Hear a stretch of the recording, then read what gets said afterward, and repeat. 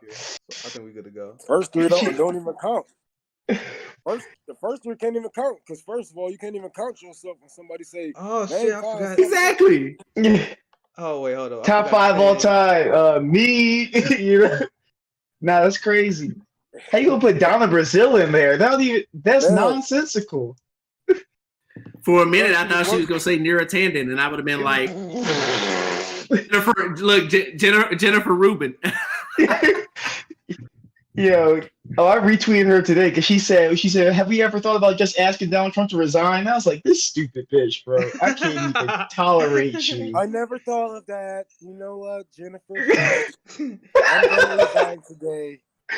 No, Jennifer, it's okay. You know, she's a New York Times writer, so she's one of the elites. We have to listen to her because she's one of the elites. I can't deal with it, man.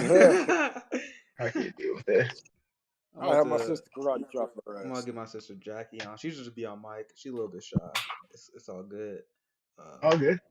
That's perfect. I told her that's perfect anyway. I think like the four person screen here. I think that works perfectly. Mm-hmm. So she can be on mic. Yeah, no, I think it's chilling. We already live. Mm-hmm. I usually wait to like really dive in, because it usually take a few minutes to get people in the stream and all that stuff. And I'm about to tweet it out. Yeah, have you already? I'm about to say, have you tweeted it? And I'll retweet it. Yeah. When I tweet it, that's when people that come in. That's when people that come in once I send that tweet. So I'll just send the invite to Jackie here. I'm gonna tweet it out here. I mean, she can just hop in. See, we already got people coming in.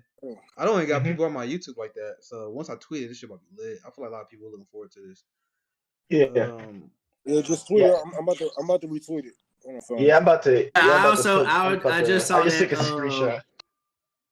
I just saw that Malika, she retweeted my tweet about it. Yeah, she retweeted my post about it too. I was like, oh, bet. I was super hyped about. I love her, so I was super hyped when she retweeted it. I hope she's watching. I hope she ended up watching. Because she retweeted my tweet about it. Yeah, I know. I wish we could have got Monica, but I texted her. She said that she's studying for a patent exam, so she's gonna be out for a long time. Yeah, she making big moves. All right, let me tweet this out, and then what I'm thinking, like, I'm gonna do just a simple intro. It's not gonna be long. Introduce everybody, and then we're gonna dive right into that. We're gonna like I said, I got a few topics to bring up, and then once again, this is a more free flow conversation, so it's not super structured, but I do have topics we're gonna talk about. So whenever you guys are like talking amongst each other, it's perfect. Perfect. We're gonna riff and we're gonna talk shit. So I think there she is. We got Jackie in here. If I'm getting distracted, I need to tweet this out real quick. Yeah. So I say we are live. Black Rose Brigade. I jacked that from AJ. That's a good name. I literally was thinking about the name for this for like 2-3 weeks. I couldn't come up with a damn name. I didn't want to come up with anything that sounded too like cheesy or whatever. I think Black Rose Brigade sounds pretty good, doesn't it? Yeah, I think it sounds. It works. Yeah. All right, cool. So we are live. Black Rose Brigade with Savion, Romig, Jackie. Jackie. I'm gonna tag y'all in there too, so y'all can. Tag it so I can. Yeah. Yeah, I'm about to retweet it. Yeah.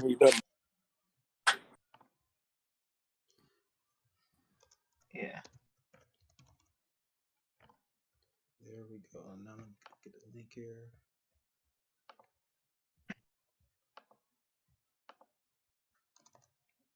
That's what I was gonna say.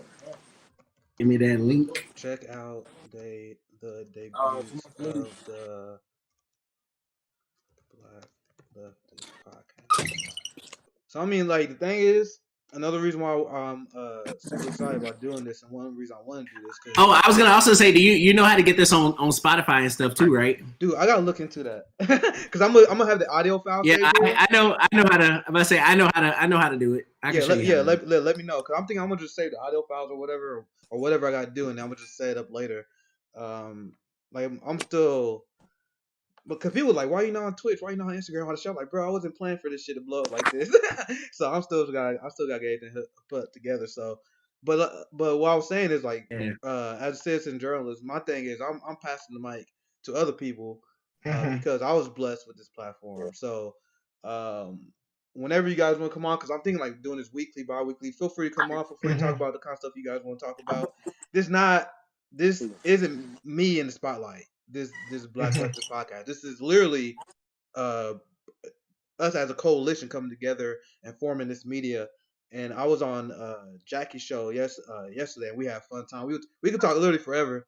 But that's my goal. That's why I would love to see is to kind of build that Black Leftist podcast and media apparatus.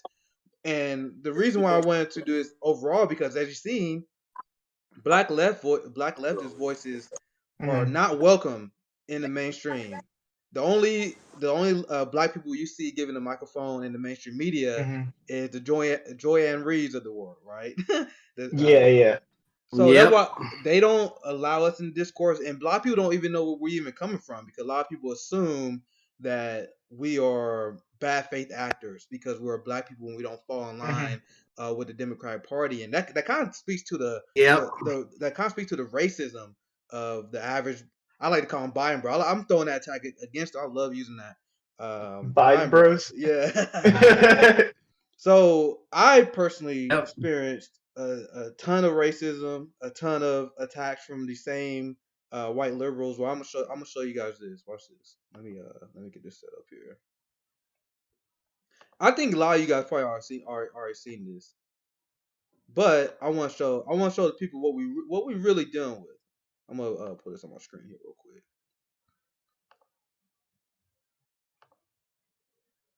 Are we all sharing this?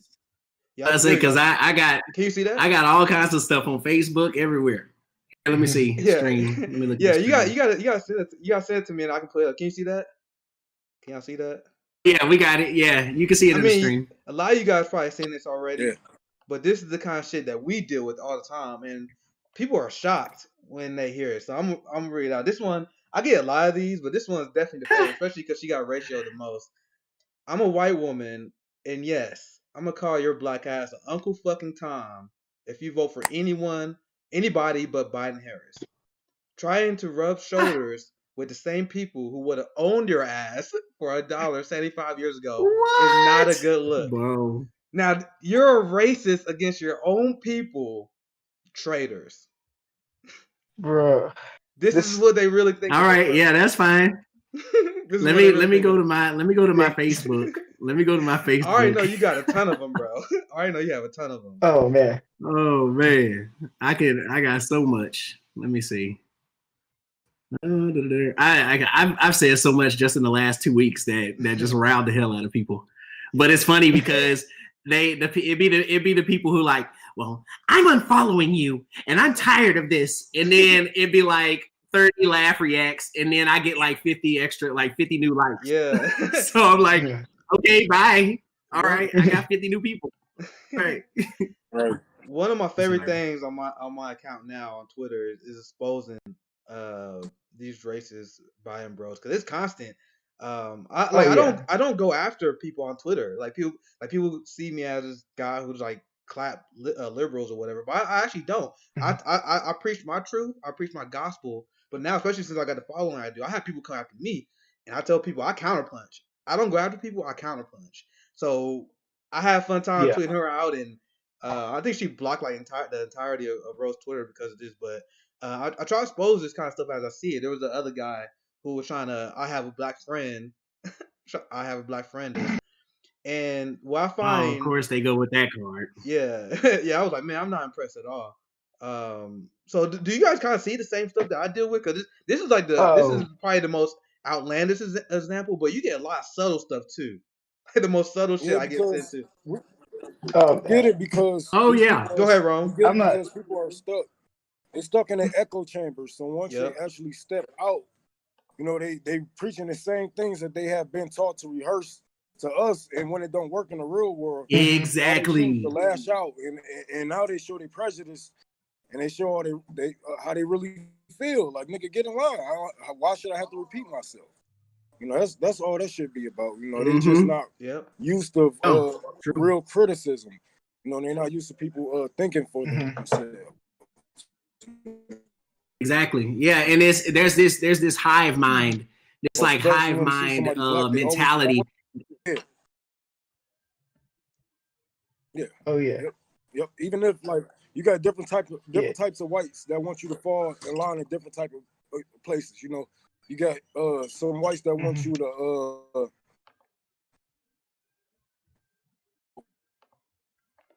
did we lose him? I think he dropped off for a second. Lost for a second. Yeah, it's all good. He'll be back. He'll be back. We just chilling.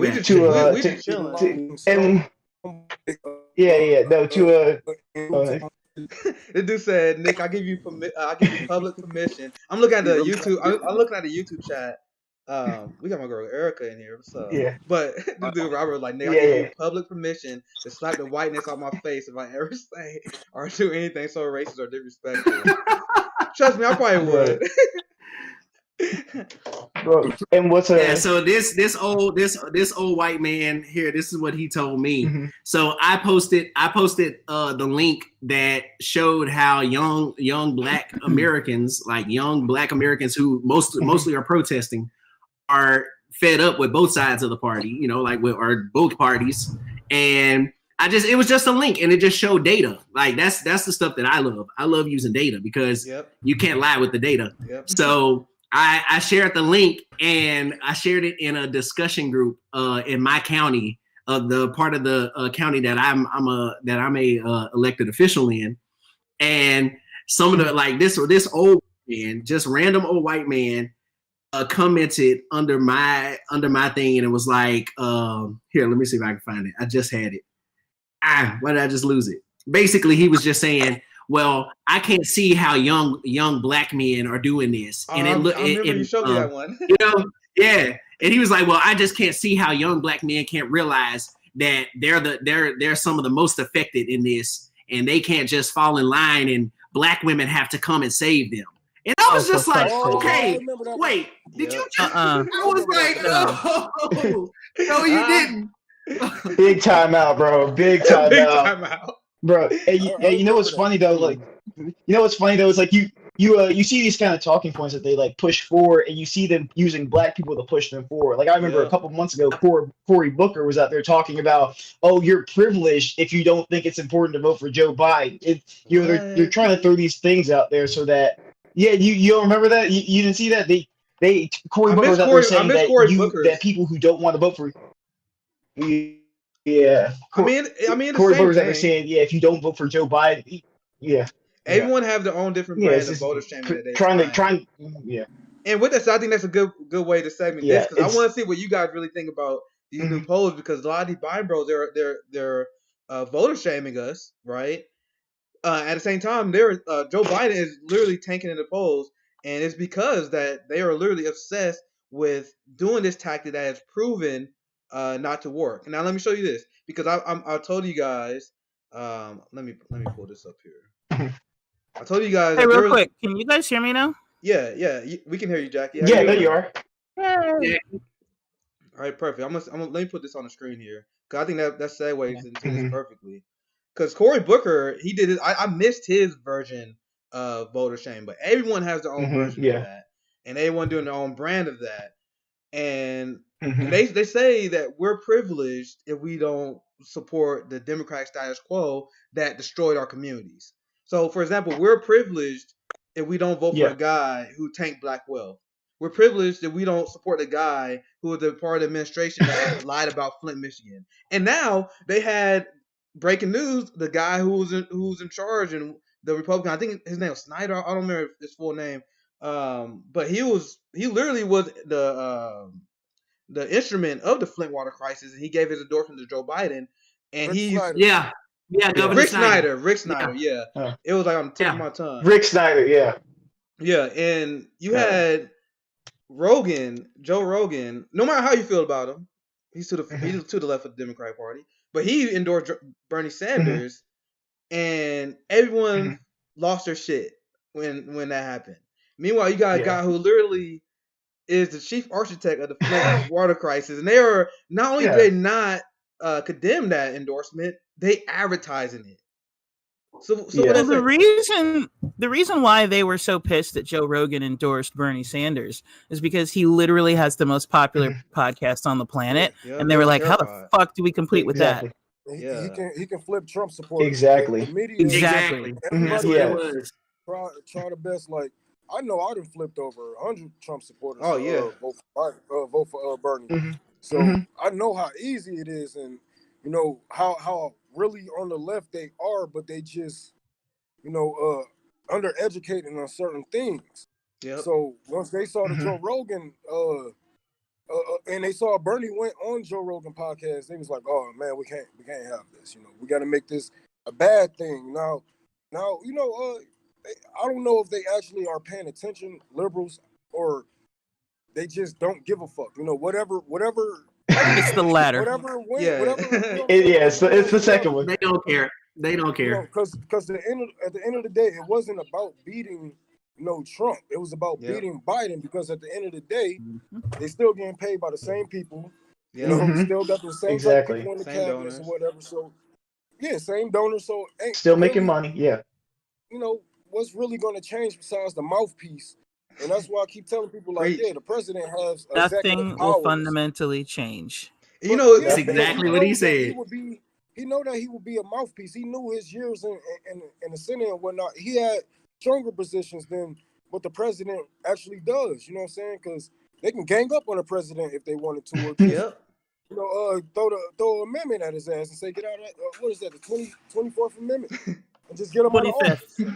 25th, yeah. So, I don't know if the liberals actually give a fuck or to pay attention, but I think some of them just like whatever it takes to win and whatever it takes to make y'all lose, because they couldn't have Bernie win.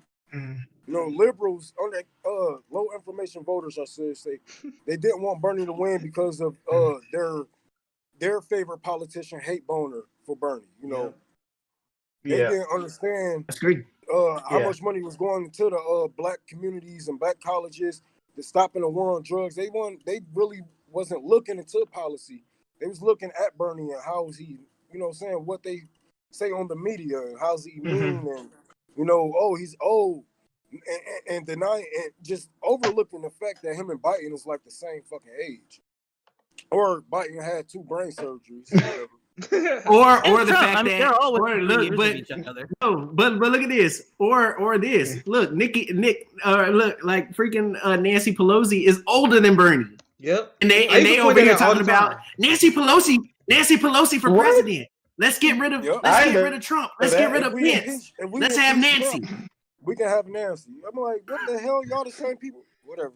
I'll be right back. Let me grab my line. No, you are good. We chilling here. So, like, just like Rome said, they got the same bosses. They got the same people they're working for. Right now, you have Joe Biden and Donald Trump comparing their police endorsements. Like they both released. Like Joe Biden just came out with his endorsement. Like, bro, we're in the middle of the new civil rights era. Yeah, I'm gonna pull that up too. I'm gonna pull that up here soon. Let me see if I can find it. That's disgusting. Biden always runs to the right. I got it right here. Here we go. I got it right here. For real? So Joe Biden just released his police. He just released his police endorsement. Yep. One of the endorsements that he got was one of the top chiefs of police and one of the heads of the chief of police union who endorsed him. And it's more than 175 current former law enforcement officials endorsed Joe Biden, and then they slammed Trump as a lawless president. Yeah, they have law and order. They're having a law. That's what they're trying to go for. Yeah, they're going with law and order. I mean, I don't understand how anybody can be surprised when he picked Kamala Harris as his VP. She's literally a prosecutor. He was a prosecutor. Yep, he was obsessed with picking a prosecutor because if it wasn't for the fact that the whole George Floyd thing pop up, it would have been Amy Klobuchar 100%. I was 100% convinced. It would have. Yeah, and Amy Klobuchar, he was been for Amy. I have a theory about that. She got passed because she has a horrible prosecutor record either. She was just so boring. That no one cared. Oh yeah. But you see that Joe Biden, those are the top 2 people that he was thinking about: Amy Klobuchar and Kamala Harris. That's not an accident. Go ahead, Jackie. I actually have a theory about that. Her voting down that 10% of the Pentagon budget. Yep. Was like her. You know what I'm saying? Like, I can be bipartisan, whatever. You know what I'm saying? I can say no to the poor. Yeah, and also on top of that, Rome, what you were saying, Jackie, I'm gonna let you talk right after. I'm sorry, but Kamala. Speaking on Kamala, that 10% that Kamala voted to get rid of the 10% amendment that Bernie out. So Kamala, this is the thing that gets me about people. A lot of liberals about Kamala. They're like, well, she's progressive. She's blah blah blah. And they're like, well, she's 93, or she voted 94% on the same as Bernie. No, but look at what she voted against and what she voted for. She voted for all, and I am not lying. She voted for all of Trump's, all of his nominations, all of his nominees. She voted for them. Perfect. She voted against that 10% budget. She also voted against his Bernie's bill that would have been the first step to getting Medicare for all. She voted against it. So where is this coming? Like, y'all over here saying that she's progressive. No, she's not at all. By progressive they mean black. They just mean black. They don't mean exactly. Honestly, okay. So go ahead, Jackie. What's your theory, Jackie? What was you about to say earlier? Okay, so in the first place, a lot of people think that she is progressive by design because she's like the Black Elizabeth Warren. When she was getting ready to run, they needed her to kneecap progressives. That's why she co-signed the Green New Deal, or not the Green New Deal, Medicare for all. It's not because she actually believed in it. It's because she was getting ready to run for president. She knew that. Number two, my theory is that Biden wanted to pick Amy Klobuchar, but his donors picked Kamala Harris. They wanted her the whole time. She was supposed to be, she's like the new HRC. She's supposed to be the anointed one. And exactly. That's what I was going to say. That's exactly what I was going to say. When she had to drop out, you saw how pissed she was when she had to drop out. She had clear HRC vibes like, I didn't have billionaires. You had the number one number of billionaires. Only Pete Buttigieg was anywhere close. There was a news story. Exactly. I didn't have billionaires bullshit. You had more of them. I'm telling you, dropped out. Kamala was the moment that Hillary, the moment that she dropped out and conceded the race to Trump, they had Kamala on their mind. The moment that she dropped, as soon as they did that, because if you notice, the moment that Trump got elected, they had Kamala on TV all the time. They had her grilling the nominees, and yet she still voted for him. They had her going at Brett Kavanaugh. When he was getting elected, getting put in as the judge, and not only him, but what's his name? What's the other one that Trump put in? I can't think of his name right now. Norm or whatever his name. I don't know what his name is. The other guy, the other SCOTUS guy. Yeah, the other justice that they put in. Him, she was grilling him during the whole impeachment trial. Who was it was Val Demings and Kamala Harris that they were like looking at. I'm telling you, they had her on their minds. They knew that because she co-signed onto Medicare for all, they thought that people were gonna go, like progressives were gonna go for her. Exactly. Because they were like, you know what, put her, go ahead and sign on it for now. She showed her toe-toe. Exactly. She didn't wait. They didn't wait long enough. You know what I'm saying? If they would have waited till after she got the nominee or whatever, and then flipped out like, all right, I don't support none of this shit. Fuck it. Exactly. That she showed herself too early. The number one reason nobody trusted her ass is because she'd say one thing on stage and another in an interview. If she had stayed consistent, she would probably. She still wouldn't have won. Yeah, I was terrified. I had one of the worst predictions because I was terrified of Kamala Harris for the same exact reason that you guys are going over, because I saw, like, even before the primary started, I saw them grooming Kamala, and I saw that she had the same backing that Hillary Clinton and them had, and I remember watching the Brett Kavanaugh trial. Had the same team. Yeah, exactly. So I was terrified of her, and especially when she signed on the. I remember when Bernie rolled out the Medicare for all, and then Kamala signed on to it. And I was like, oh, fuck. Yeah. She knows what she's doing. I was like, oh, she knows exactly how to trick the voters. Yeah. And then the Brett Kavanaugh. Performative. Yep. And then the Brett Kavanaugh trial happened. And honestly, as a prosecutor at doing what she was doing, she was pretty impressive. If you're into if you had the liberal mind, if you have the liberal mind, if you're looking at those trials, she was really good. So I thought that she was charismatic, but that was only in court. She's only charismatic in court. And let's be fair, she was charismatic on the debate stage until Miss Tulsi Gabbard took her ass straight on out. Yeah. Oh, Tulsi destroyed her. My favorite debate moment. My favorite debate moment. Yep, and that is why, by the way, look what happened to Tulsi. Immediately after that, HRC went after her hard, called her a Russian ass. She sure did. Started a podcast to go after her. What was you thinking, Ron? What you thinking, Ron? Obama called Castro because a lot of people don't talk about the moment when Castro was talking shit to Biden. And he was calling him out on this record and whatnot. Like when he was going for him, I was like, oh yeah, it's over. He got to drop out. He's gonna drop out. Yeah. Oh no. Well, it was also. It wasn't just because he was talking shit on his record. It's because he pointed out his dementia in the debate. That too. Oh yeah, I remember that. That's what it was. I remember that's what it was.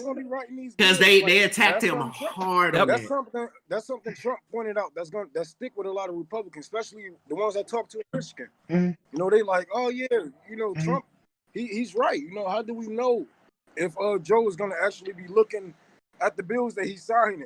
You know, I mean, that's legit. See, that's Go ahead. Go ahead. The best. Go ahead, Nick. Go ahead. I was gonna say the scary part about the scary part about like a Biden administration, right? That you have like someone with dementia like that is that he's not in control of his own functions. So then you get like, imagine his cabinet is a bunch of unelected officials who have complete control of the government. They basically run their own shadow. Exactly. You know what I'm saying? They can get that's literally what Trump said. Let's face it. No matter who's president, that's the thing that Trump. No matter who's president, the Pentagon is running the country. Yeah. Exactly. What Trump said. Trump said the straight truth about this. That was the one thing I was like, actually, I agree with Trump. Is he said, well, you know, if he gets elected, he's going to be sitting in some nursing home somewhere while everybody else is running the country for him. That is literally what's going to be happening. I'm not even going to lie. This gonna happen. I mean, let's not pretend like that's not what's also happening with Trump. Like that's happening with some tweets and somebody else does the work. Exactly. That's true. You know, he probably sitting in the room all day just on his phone tweeting shit. So looking on Google, all that stuff. And I told you, me and Jackie were talking about this. Bullies try to reflect their life on yours, you know, like exactly. That's what it is. They always say. It's projection. It's projection. Like they always say, hurt people. So what he's doing is literally what he's just doing. Like you said, projection. Yeah, and it's projection, but he's also right. Yeah, I told you. He's right. But I'm telling you, Trump is broken clock syndrome. He is literally the epitome of broken clock syndrome. Perfect. Like, yes. He can say one thing right, and it's like, oh, he said something right. Finally, he's got a point. I'm like, fuck, I hate agreeing with this motherfucker, but he's right. Exactly. I mean, he's right.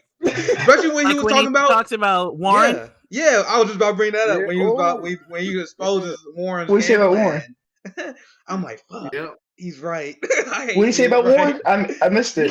He said if Warren the only reason Bernie lost is because the DNC had to coalesce behind one candidate, made everybody drop out, and Warren refused to stay in. And we know that if she had dropped out, some of those delegates would have gone to Bernie, because Bernie, even though everybody else dropped out, and all their votes coalesced behind Biden, he still barely won. And if Warren had dropped out, those would have gone to Bernie, and he still would have won. All right, let's. I want to hear this from everybody. Let's talk about this. Let's talk about Bloody Monday. What happened in Bloody Monday? Let's talk about our boy Obama. So let's look at this. Our boy Obama. Let's look. Don't put that on me. I mean, you know what I mean by our boy, the one that we don't really like. Okay, so here we go. So here we go. On Sunday, Pete Buttigieg got a call and then dropped out. Yeah. Amy Klobuchar dropped out the next day, and you had Warren staying in. Mm-hmm. Of course, you know, the week, what 4 days before, we had Biden win South Carolina because of Jim Clyburn. Thanks to Jim Clyburn. Thanks to him. Fuck that man. All I'm so I don't like that man. Is that strategy was dumb. For one, Pete Buttigieg had more delegates than Bernie and Biden at that time. Yeah. It wasn't dumb because they knew Pete Buttigieg couldn't win because you can't win without black people, and he had exactly 0. But exactly. They wouldn't. Yeah. Black people weren't gonna go for him. So obvious that it was a coup against Bernie if you would have kept Pete Buttigieg in. What people would again though, if they keep Pete Buttigieg in, Biden doesn't win. Headed for nomination right now. Yeah, that's true. Out like what's going on? Oh. It's the thing. The DNC didn't give a shit if it was obvious or not. Clearly, they just they didn't work because look at what they did during the primary. They're working sloppy. They've been so sloppy. Look at what happened. Years now. Yeah, but look what happened at the primary though. Look at what I saw this personally myself during the primaries, especially here in Texas during Super Tuesday. Mm-hmm.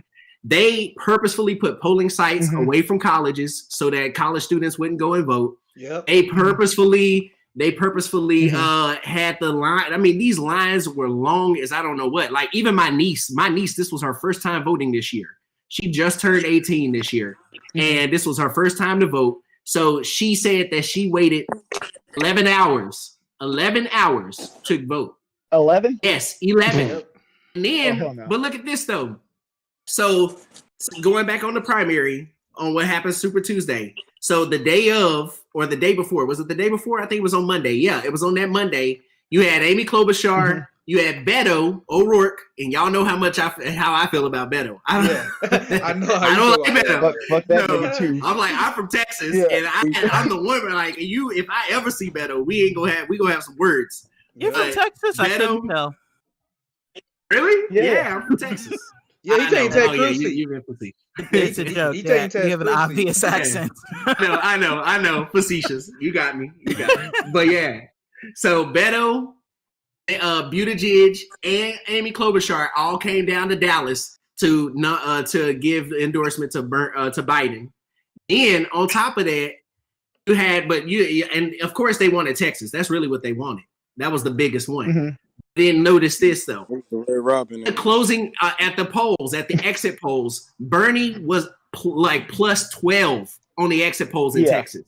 Mm-hmm. How the fuck did Bernie not win Texas? Because they flipped the votes. They did the same thing here in California, only we outvoted his ass and we stayed in line no matter what. I was telling Nick this exact same story yesterday. When I went to vote, I have voted every single time since I was 18, right?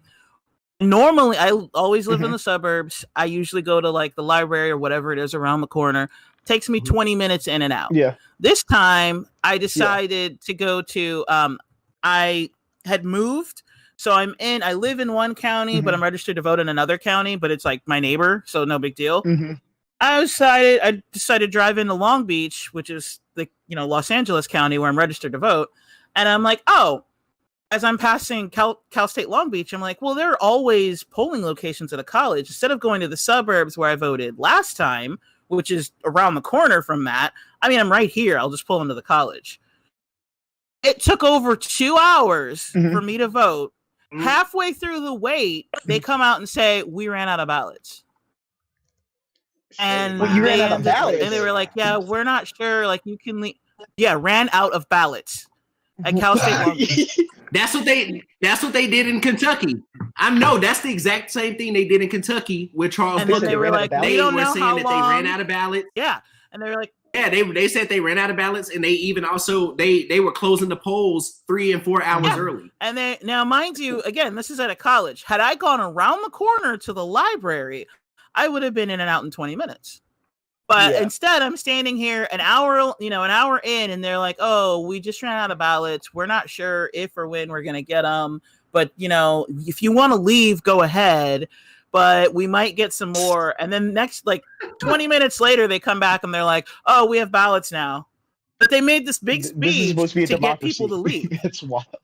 They literally came in and they were like, if you don't want to wait, like, we don't know if we're going to get them or how long it's going to be. If you don't want to wait, go ahead and leave. They didn't bother to mention, like, there's a polling place around the corner you can go to. Because in Los Angeles, you don't have. There's not like a district. You can literally go to anywhere. So I was on like Twitter telling everybody, yo, if your polling place has a long line, go to the suburbs. Just go somewhere else, because in LA you can go anywhere. Yeah. But yeah, there was voter suppression like a mofo, especially like in Kentucky to keep Charles Booker out. Yeah. Then they only had one. Of course, because they knew. Yeah, they knew Amy. Yeah, they only had one major place, polling place in Louisville. Yeah, that's the blackest place in Kentucky. That's the blackest place, and they had only one. But the good thing is they did offer mail-in ballots. Yes, in the whole city. My man John in the YouTube chat, he said I was with Selma, and we saw black and brown voters being sent to polling places they knew were closed. Once again, it's confirmed. Like everyone on the ground saw this shit. Like everyone saw that shit. Yeah. Like everyone who actually was paying attention. Young people didn't vote. Young people didn't vote for Bernie. Like bullshit. Exactly. Yeah. That's bullshit. Young people were turned away. Absolute bullshit. Young people were either turned away, actively discouraged, or when we still showed up, they just like I'm young, I'm 42. But anyway, but when they still showed up and voted, because I remember on the night, like at 11 p.m., I was buying pizza for people saying, stay in line. And honestly, I think that's the only reason why he still won California, because we were like, nah, fucker, we're still voting. Yeah, I saw tweets that broke my heart of people leaving polling places. Like there was tweets from Bernie people that was like, hey, yo, there's literally people leaving. This is how bad the suppression is. And God knows how many votes we lost, because especially in Texas, when they was literally aiming for, just like Savion told me, they was literally they're very smart in how they do stuff. And I was telling Jackie the other day, I don't like when people insult the intelligence of the oligarchy where they pretend they're dumb. These people aren't dumb; they're malicious. That's a difference. When you pretend that they're dumb, you're giving them a pass. That's not the case. They know exactly what they're doing. So they targeted the areas they knew where the youth would be highest at. So I'm thinking like, man, imagine how many votes that we lost because of that. And no one can convince me that this election wasn't fraudulent. Like I say it all the time. I'm not afraid to say that this election was fraudulent, because we have constant evidence of that. So when I see people that say we have to give our vote to Joe Biden, which if you want to vote for Biden, okay, you can do you, brother, but that's not what I believe in. But if you want to say you want to vote for Joe Biden, you are giving them permission to do that next time, because you think they're scared of Bernie Sanders. Imagine how bad they're gonna rig it against Nina Turner.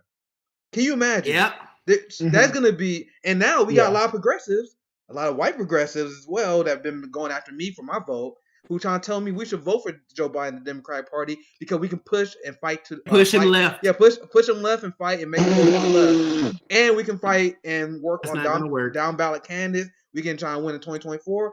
But by you sign up if you fall in line with them after what they did this election, you are giving them permission to do that shit.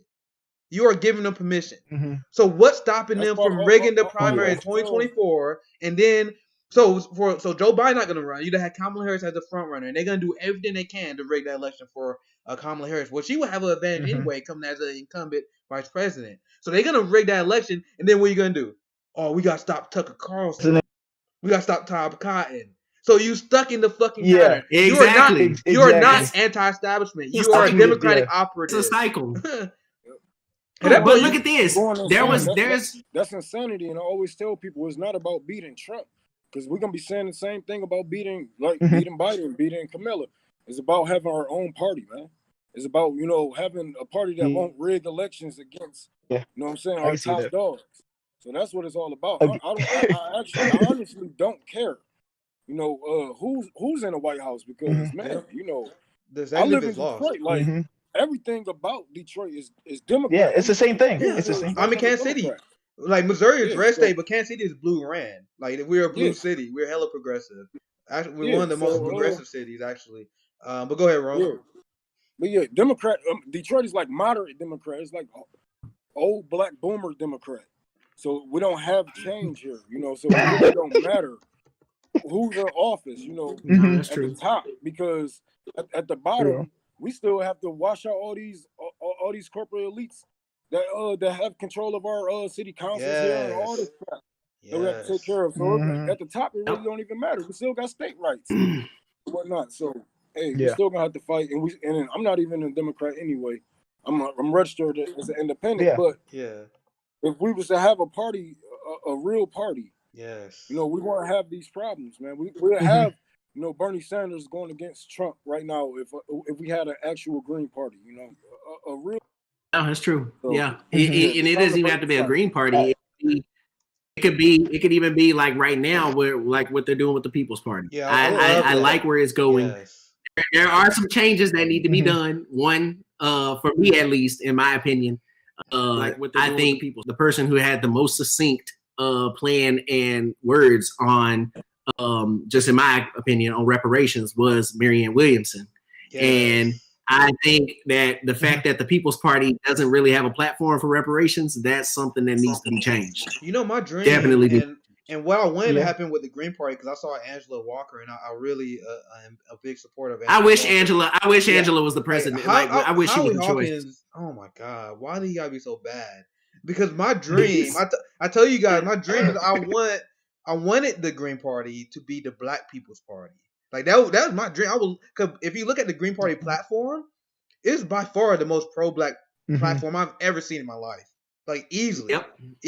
Yeah. So imagine if we had a ton of Black people, like literally, let's say 70% of the Black electorate that voted with the Green Party. Yeah. And then you would have the Republican Party and the Democratic Party. They would have to chase our vote. That means they will have to implement a Black agenda instead of the Democrats knowing that we will always fall in line for them. So that's my job. Like, man, Nick, you can't, Nick. You can't because look, we got to get Trump out, and then we promise we'll follow you. We'll do whatever as long as we get Trump out, you know, and then we'll do all that progressive stuff. But please let us get Trump out. That's literally what I've been getting. I'm an elected official in the Democratic Party. And a lot of the people that I work with are angry with me. They're mad because I'm fed up with this shit. I'm done. I'm like, I am not voting or supporting your Dixiecrat, racist ass 94 crime bill authoring. I'm not voting for him. I'm not. I've even canceled a lot of my family members. I'm not doing it. No. Go ahead, bro. Y'all say, like, I forgot. I have rebuttal Marianne Williamson and somebody else that have wrote a reparations bill because they only wanted to give out $15 trillion or something like that. I was like, no, we owe way more than that. You know, I was gonna tax every corporation that's alive that was alive during slavery that's alive right now 10% of their net income, and like I think it was like 3% of their yearly income because they still make, you know, that money off of slavery. And that's way more. That's guaranteed a UBI for Black people. You know, we're gonna get a lump sum and we get continued money. You know, and the thing is, you know, we was focusing on land. Like, we got to make sure we don't get the Obama treatment when Obama let all them Blacks in Florida had a land and all of them got cancer and whatnot. So we got to make sure our land is right. Or maybe we should just take the money and get the fuck out of here. You know, me and Savion, we joke about having a commune. We joke about it, but hey. Always tell people, we were talking about that. But they scared because if they pay reparations to Black people, that's exactly what a lot of us are going to do. Is get the fuck on. And that's why I don't really take all these celebrities serious when they say, oh, you know, we're going to strike, we're going to protest, because I look at them just the way I look at white liberals in Black neighborhoods. Yes, preach, brother. You know, yes. If things change. If things change for Black people, for poor Blacks, then things are really going to change for them. So that means no more slave labor, no more, you know, all that shit. And, you know, if LeBron James really cared about the Black community, he could just have us make his shoes, you know what I'm saying? And give us to make his shoes. But he still got slaves, you know what I'm saying? So you can't say one, you can't talk out the side of your neck, my nigga. You know, you got to be about it. If you're about it, be about it. You know, so absolutely. All these people, man, I just look at them like, you ain't about that shit, man. I saw that shit. We have Black. I was like, that shit ain't gonna last. We have Black intellectuals warning about Black celebrities and the Black ruling class for literally decades. Malcolm X had a favorite. I'm gonna see if I can find it. I'm gonna pull it up if I can find it. I'm gonna pull it up if I can find it. But W.B. Du Bois is another guy. I can give y'all. I'm about to say I can give y'all a whole history lesson. I know you're a scholar. Like, go ahead, brother. Go ahead, Savion. Trust me. I'm like, go ahead, brother. I can't go too much into it, but basically, this is how it started because of course after 1865 when the Civil War ended, right when the Civil War ended, slaves were free, not really free, but free, and then that's when you had the assassination of Lincoln, and then Johnson came in. And Johnson came in, that's when pretty much all hell broke loose because you have to remember this: when Lincoln Lincoln and Johnson ran on, guess what? They ran on what kind of ticket? What ticket do you think they ran on? A unity ticket. They ran on unity because Lincoln was a progressive. Lincoln was a progressive. He was a progressive Republican. And you had Johnson, who was a Democrat, who was a hardcore, staunch, slavery-loving Democrat. But they were like, you know what? It's okay. You know, let's go ahead and unify the party. Let's unify people because we're in a civil war right now. So when Lincoln was assassinated, that's when Johnson came in and gave us the Jim Crow laws, the black codes, all those. And basically the black codes led to Jim Crow because that gave states the power to do whatever they wanted with black people, specifically in the South. So then after, all this happened, then this is when you had the Black Thought, the Black Thought movement. And then you had scholars growing because they started to be able to go to schools and learn whatever they wanted, create their own schools. That's how we got our HBCUs. And so, and MSIs, because there were also MSIs at the time. And then you got someone who was an incredibly smart man who also kind of in his way was a little bit an elitist in some sense. And that was W.E.B. Du Bois, because he had some of his elitist ways as well. With specifically with the NAACP. It was with the NAACP. So you had W.E.B. Du Bois, and then on the other hand, you had a former slave because W.E.B. Du Bois grew up in the North. He grew up in pretty sure in Philadelphia. And then you had a former slave who worked his ass off and became something, and that's kind of where that bootstraps, lift yourself off your bootstraps type of, situation. And that was Booker T. Washington. So you had Booker T. Washington and you had W.E.B. Du Bois. Booker T. Washington was much older than W.E.B. Du Bois. So he was more of that like old school Jim Clyburn type of style. Okay. And then on this other hand, you have like a Cornel West type of person who thinks more scholarly, who has seen the troubles of what it's like in the North, because a lot of black people in the South, they thought that it was great for black people in the North. They were like, oh, they can do it. They can do all this stuff. They're free. And that's literally not, that's not what it was. That's not what it was like. Yeah, I found that. Hold that. Yeah. I found that Malcolm X clip. Let's take a look. Let's see. Can y'all hear that? No, it's not playing. Let me watch the stream real quick. Yeah. Can y'all hear that? Yeah. Yeah. Baseball players. Show me. I'm gonna start it over because I was talking over it. Yes, sir. That they called leaders. This included Lena Horne. This included Dick Gregory, and this included comedians, comics, trumpet players, baseball players. Show me in the white community where a comedian is a white leader. Show me in the white community where a singer is a white leader, or a dancer or a trumpet player is a white leader. These aren't leaders. These are puppets and clowns that have been set up over the white community and over the black community by the white community and have been made celebrities and usually say exactly what they know that the white man wants to hear. Just told you. See, I'm a Malcolm X. I'm a Malcolm X. Exactly right. I don't fuck with Barack Obama. I don't fuck with Kamala Harris. I fuck with Malcolm X. I don't fuck with Eric Dyson. I fuck with Malcolm X. I don't fuck with these black neoliberals. That's who I fuck with. So if people want to get mad at me because I criticize LeBron, because I criticize Barack Obama, you better check the record. Like, we have black intellectuals that have been talking about this forever, brother. But take us back to school, Savion. I just want to show that clip because I think that was super important. I saw that. And now speaking on that, perfect. speaking on that, which I thought was pretty cool. I don't know if you heard about this. It's called the Black Power Circle. So in 1964, I'm pretty sure it was in Miami, and I'm pretty sure there's a documentary about it. Mm-hmm. But a young Muhammad Ali, or at the time he had changed his name, before he changed his name, Cassius Clay at that time. Mm-hmm. It was right when he had become the heavyweight champion. Him, Sam Cooke, who else was it? I'm pretty sure Jim Brown, and then Malcolm X. All four of them got together. They were all friends, and it was basically this power. They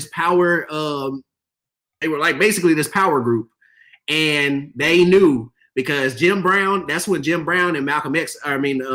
Muhammad Ali, Cassius Clay at the time they were the big boys. They were the biggest sports figures at the time, and them on top with Sam Cooke, who had all the black men, like black and white people going with his music, and that they had the biggest amount of influence. And they weren't with MLK. They were with Malcolm X. That was a problem for them. And because you know what, man, I feel them because I feel like before I even I was taught Malcolm X in public schools. MLK in public schools. Yeah. But when I started learning about Malcolm X, the more I dislike MLK. You know what I'm saying? Even before then. Even before I heard of Malcolm X, I was wondering, why don't he just get all these black people together to just, tear up Washington? Like I always said, the Million Man March should have been one march. It should have been one big ass riot. We ripped Washington out of his fucking roots, and we would have they wouldn't want that again. You know what I'm saying? A million niggas come to your state and tear that bitch up. That should have been one thing. But preach. That's why they don't teach. That's why they don't teach about Malcolm X because they want you to know. And I mean, I'm coming from a public school teacher. I did that. I had to teach about MLK, and the version that I read and that I was like, that's not even MLK, because the way they're teaching it in the schools is basically, oh well, he had a dream and then everything was okay. That's how they want us to teach it.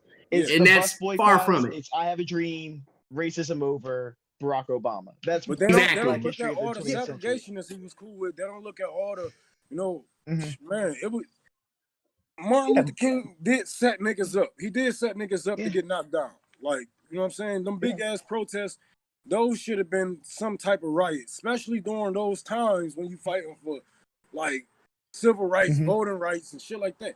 That should have been time. That was the time to really revolt. But they used that time to sing Kumbaya. What the hell is wrong with this dude? But it wasn't always Kumbaya, though. That's the thing. It wasn't always Kumbaya. That's what they want you to think. Because a lot of them led to they were peacefully protesting, but they were doing exactly what they're doing now. The police were agitating them. The police had dogs attacking them, just like they're doing now. They were using water hoses. They were bombing. They were bombing places. Think about Alabama. The little girls who died in Alabama at the church, at the Baptist church there. They were doing all this stuff. Because they knew how powerful it was. Yes, protesting is one of the most powerful things you can do. But of course, aided with, like you said, with rioting and destruction of property, that is what really gets stuff done. That's why Democrats and Republicans are against it, because it actually fucking works. They don't want to actually, oh shit, we got to actually do something, because they're gonna run out of stuff to burn. Yeah, they're gonna come out here. You wanna know how well it works? Because I remember when the whole defund police movement started. What was the messaging that was coming from liberals? We can't say defund police. It's too radical. We're gonna lose the election.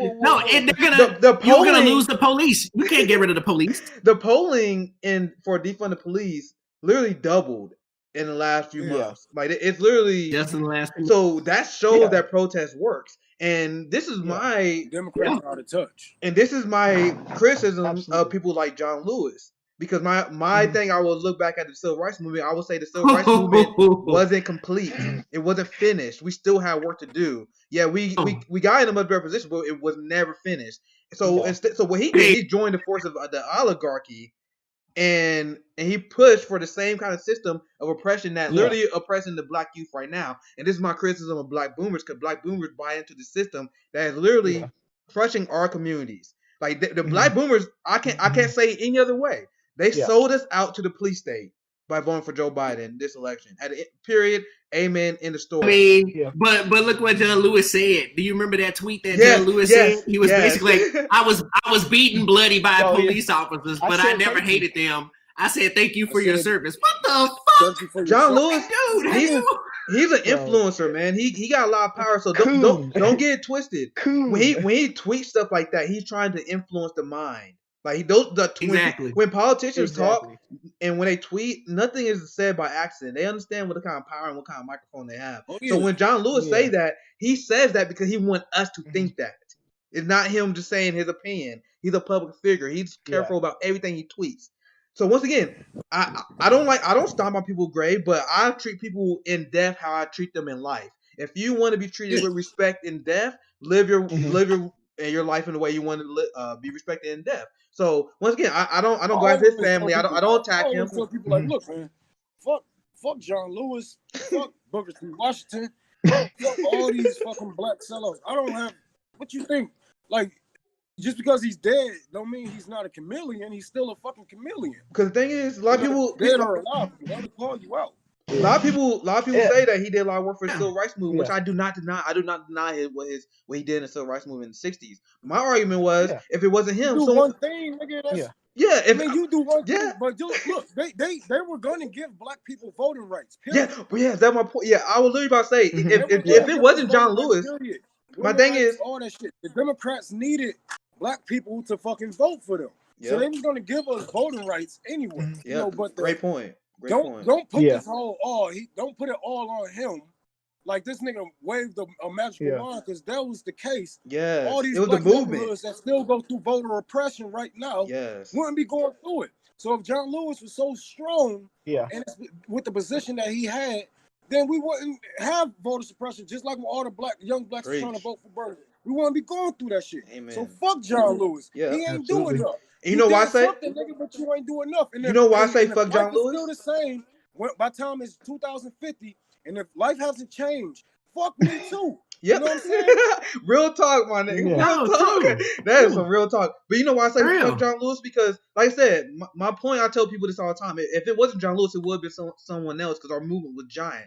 John Lewis was given that opportunity to speak. If it wasn't for him, it would have been someone else. Maybe someone who wouldn't have sold out.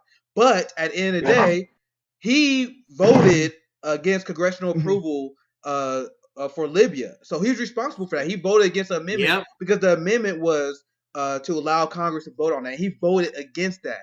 So we see what happened in Libya right now. We see the new open slave market. So you're going to tell me that he's not responsible for that? He is complicit with slave markets in Libya. Yeah, of course he is. He's a fucking war criminal, and I don't hold back on any war criminal, even if he was a civil rights activist. I don't give a fuck.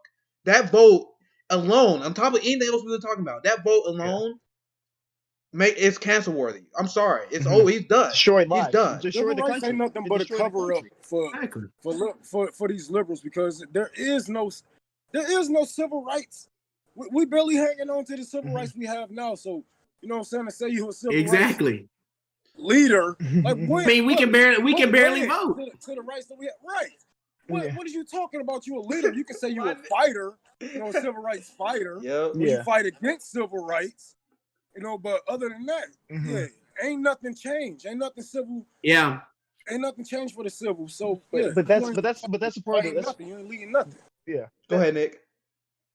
Yeah, but that's how the system works, though, is that you take an outsider or someone who was opposed to the system, like John Lewis. You take these people, these outside voices, and then you assimilate them into your message, and then you get to use them as mouthpieces, as speakers back to the population that they're speaking to. So that's what happens, is that you take someone like John Lewis. They've been doing it. They've been doing it for almost 100 years now. Yeah, ever since. Basically, Booker T. Washington was literally one of the first ones. I mean, they brought in. Do y'all know what president that he did with Booker T. Washington? Right. That was Roosevelt. Yeah. So Roosevelt had him come Yeah, it was Roosevelt, Teddy Roosevelt. And he had him come and speak, and that was the Atlanta Compromise. That was the speech that he did. And basically, his speech was like, hey, we can all be purely social, but be as separate as the finger, yet one as the hand in all things. So basically what he was saying is, we can be separate, but equal. Also, we need to have our own financial, our own financial security, which I kind of agree with about the financial security part. I agree with that. I agree with that portion. There's also that portion of, but you want to be separate but equal. Like you're basically a segregationist in the sense. Yes. You know what I mean? And it's like we're still not going to be able to vote. We're still not going to be able to do all these other things. And that's what W.E.B. Du Bois was saying. It's like, nigga, we ain't going to be able to do it still. We ain't going to have no power. Yeah. We going to be able to have this power over our finances, which, in a sense, is how are we going to go to a hospital? And they're going to be like, we could just make our own. Where we go get the land to buy that? All the white people have the damn land. Exactly. Okay. So how we go get it? That's basically. That's why I say, like, you see how these liberals are, taking our titles and the roses and all that shit. So I say, it's important for us, because it might seem little, but this is like a little bit of all we have to, to notice each other. Because I don't know if motherfuckers are bots or real life, unless they really posting pictures, videos of themselves speaking, because you can tweet all day. That don't mean you're a real person. Yeah. So I say, they taking progressive shit. We call ourselves communists. They call themselves, that's how we're going to move them to the left, because they ain't going to want to label themselves. They're going to stop. A lot of them are going to stop when they get so far left. They're like, that's what you call it tried to do. Well, what's his name? Gravel? That's what Gravel tried to do with Bernie. Gravel was trying to go off, on this super far left side, so that Bernie stuff would sound same. That's what Gravel was doing. Yeah, Gravel was saying some crazy stuff. I was like, hey, I wish he's my like Gravel. I wouldn't say he was saying crazy stuff. It's just it would sound crazy to the centrist, you know what I mean? Yeah. So, but I mean, in Gravel's world, I would love to see that, because I mean, like in Canada, sex work is just something normal. Yeah. And like, why the frick can't we get that here? Amsterdam, like in Amsterdam, it's literally a legal business in Amsterdam.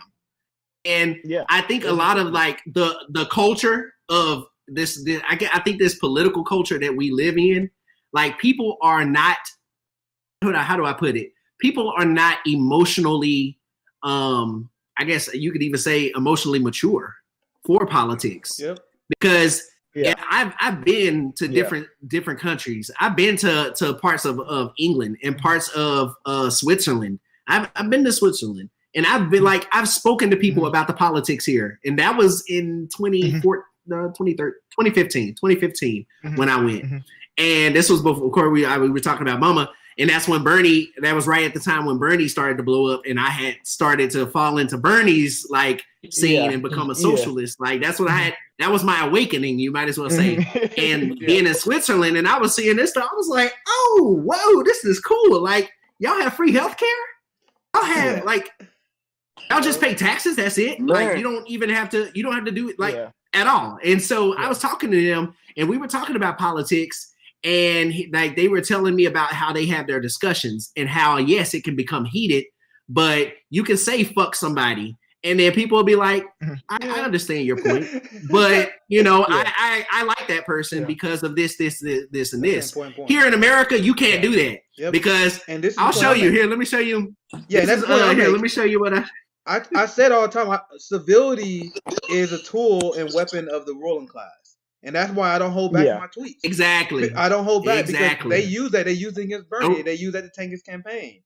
Civility is a tool that they use, and that's why I'm glad you brought that up, because in other countries, and And y'all see? Can y'all see my screen? Can y'all see? Yeah, I can see it. Yeah, I see it, bro. Perfect. All right. So this is what I said. I said, fuck Joe Biden and the racist Democrat horse he rode in on. Fuck Trump too. Yeah, that's how I feel. But look what some of these people. Look what some of the people have said. I'm sick of you, stupid rational. really don't have a dog in this fight. I don't understand the point of this post. Let me see. There was somebody that said somebody called me an Uncle Tom. Of course. Yeah. There was a lot of black people in here talking about Uncle Tom. There was some other people who were saying, what else are they saying? I'm privileged. Of course, I'm privileged. I'm a fucking black man in America. I'm a black man in America. You calling me privileged of all people? Yeah. I can literally drive, and there's a more than 20% chance of me getting shot by a goddamn police officer than you being a white person. Motherfuckers always say I say what I say for clout. They say I say the shit I say for clout. Motherfucker, I don't have healthcare. Y'all niggas saying I'm saying what I say for clout? Exactly. Like, bro, I get COVID right now. I'm fucked, son. Yeah, so yeah, when I'm saying it's not for clout, homie. Don't say I'm privileged. It's a ridiculous talking point. Exactly what you're saying. That's exactly what you. Exactly. Twitter, and see, the problem is that my whole motivation has been either push Bernie or kill politicians. I don't know why people have took me lightly on that. Like every time I say it. Niggas like, damn, did he just really say it? Like, yeah, every time shit happens, we gotta threaten these motherfuckers, you know what I'm saying? Don't let them go to your market. You know what I'm saying? Don't let them walk up the street. Hit that nigga with a bike or something. Throw something at them. If you look at people would go ahead, Nick. Go ahead, Nick. Go ahead, Nick. I agree with this. Because a lot of people because what I was saying is, and this is something like when the Constitution. Go ahead. No, sorry, Nick. I was saying with the like. No, I was saying like if you look at like when the Constitution was written in the way that the public interacted with politicians, right? Like if those motherfuckers messed up, you could go and tar and feather them. They drag them through the streets. If they like the problem with politicians today is that they are so separate.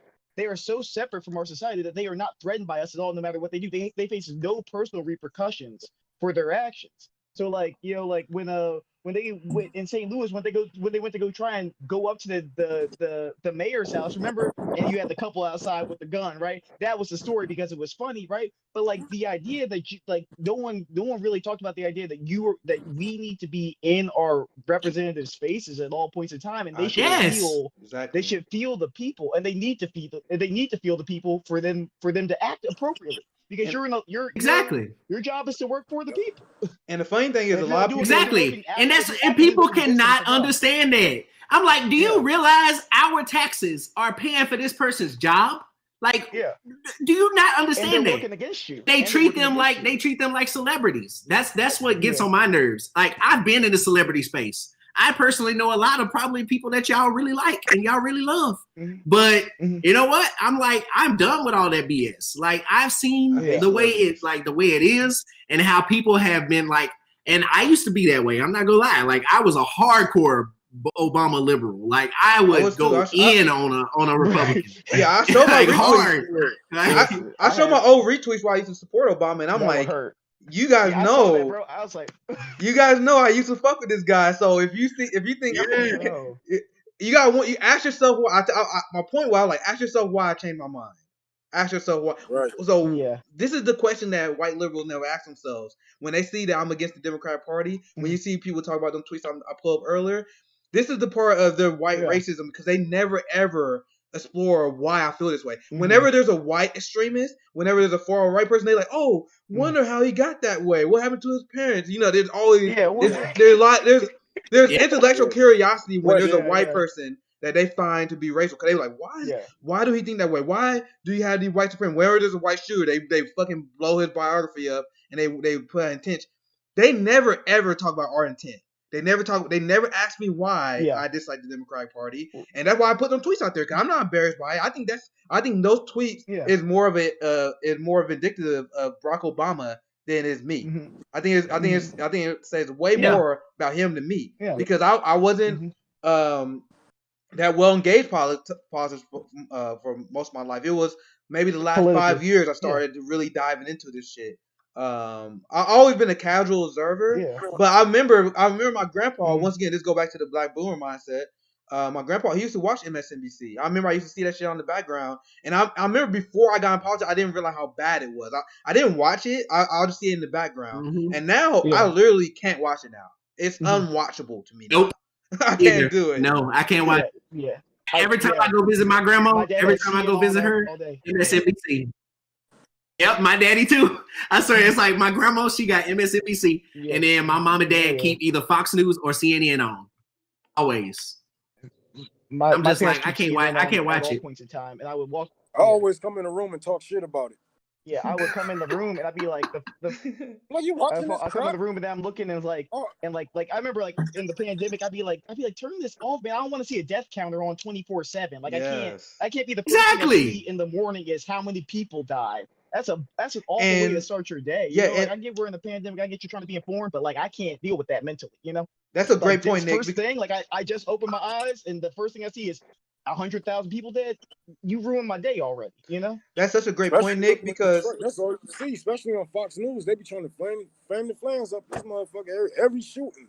Yeah. Oh my God. Every. God damn. I'm like, okay. Come on now. Y'all got more shit to talk about than a nigga getting shot. I try to warn it because that's such a great point that you brought up, Nick, because I literally have people in my family, my mom, my grandma.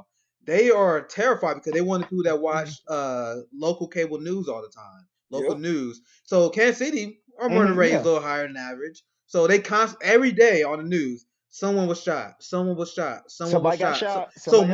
I kind of get upset because my mom and my grandma, they live in a constant state of fear because they constantly had the news on. And there is a healthy amount of defense that you should have in your life. But at a certain point, you gotta live your goddamn life. You can't be worried about. And I feel like these news channels, they put people in a position where they don't trust their neighbors. They don't trust each other. They don't trust. They unwilling to talk to strangers. They unwilling to do nice things for people because they think they might have a bad intent. I live my life. I'm like, man, if someone fucking kills me, I guess that's how I'm gonna go. I try not to fall into that fear mongering. The fact that I can fight, that helps too. I'm not really scared unless you got a gun. But I really don't buy into that shit because they literally hyper focus on the negative and the bad. And if you look at the chances of you actually, you have to think. Yeah. Go on, you have to think. Fear works. That's the number one. That's the number one way to get. And they watch that shit every day. Through fear. You're right. So they watch that shit every day. Look at what's happening right now. Yeah, they watch it every day, and they're like, "Oh man, like what's gonna happen?" Like look at what happened during the RNC. I could not help but watch it. I didn't want to, but of course I'm like, oh, it's just curiosity. I mean, every single day, the RNC was on, it was all about fear the whole time. It was like, what's it gonna be like when the far left takes over and MS-13 is gonna be your neighbor, and they're gonna come and they're gonna steal everything from you. Like, I'm like, come on. That is not real. That's not real life. That's not gonna happen. You know what the funny thing is? I remember growing up, and most of you guys the same age as me. I remember growing up, and the fear was that video games was gonna poison the mind of our generation. Oh God, that one. It's funny because the exact same thing happened. They thought was gonna happen to us with video games.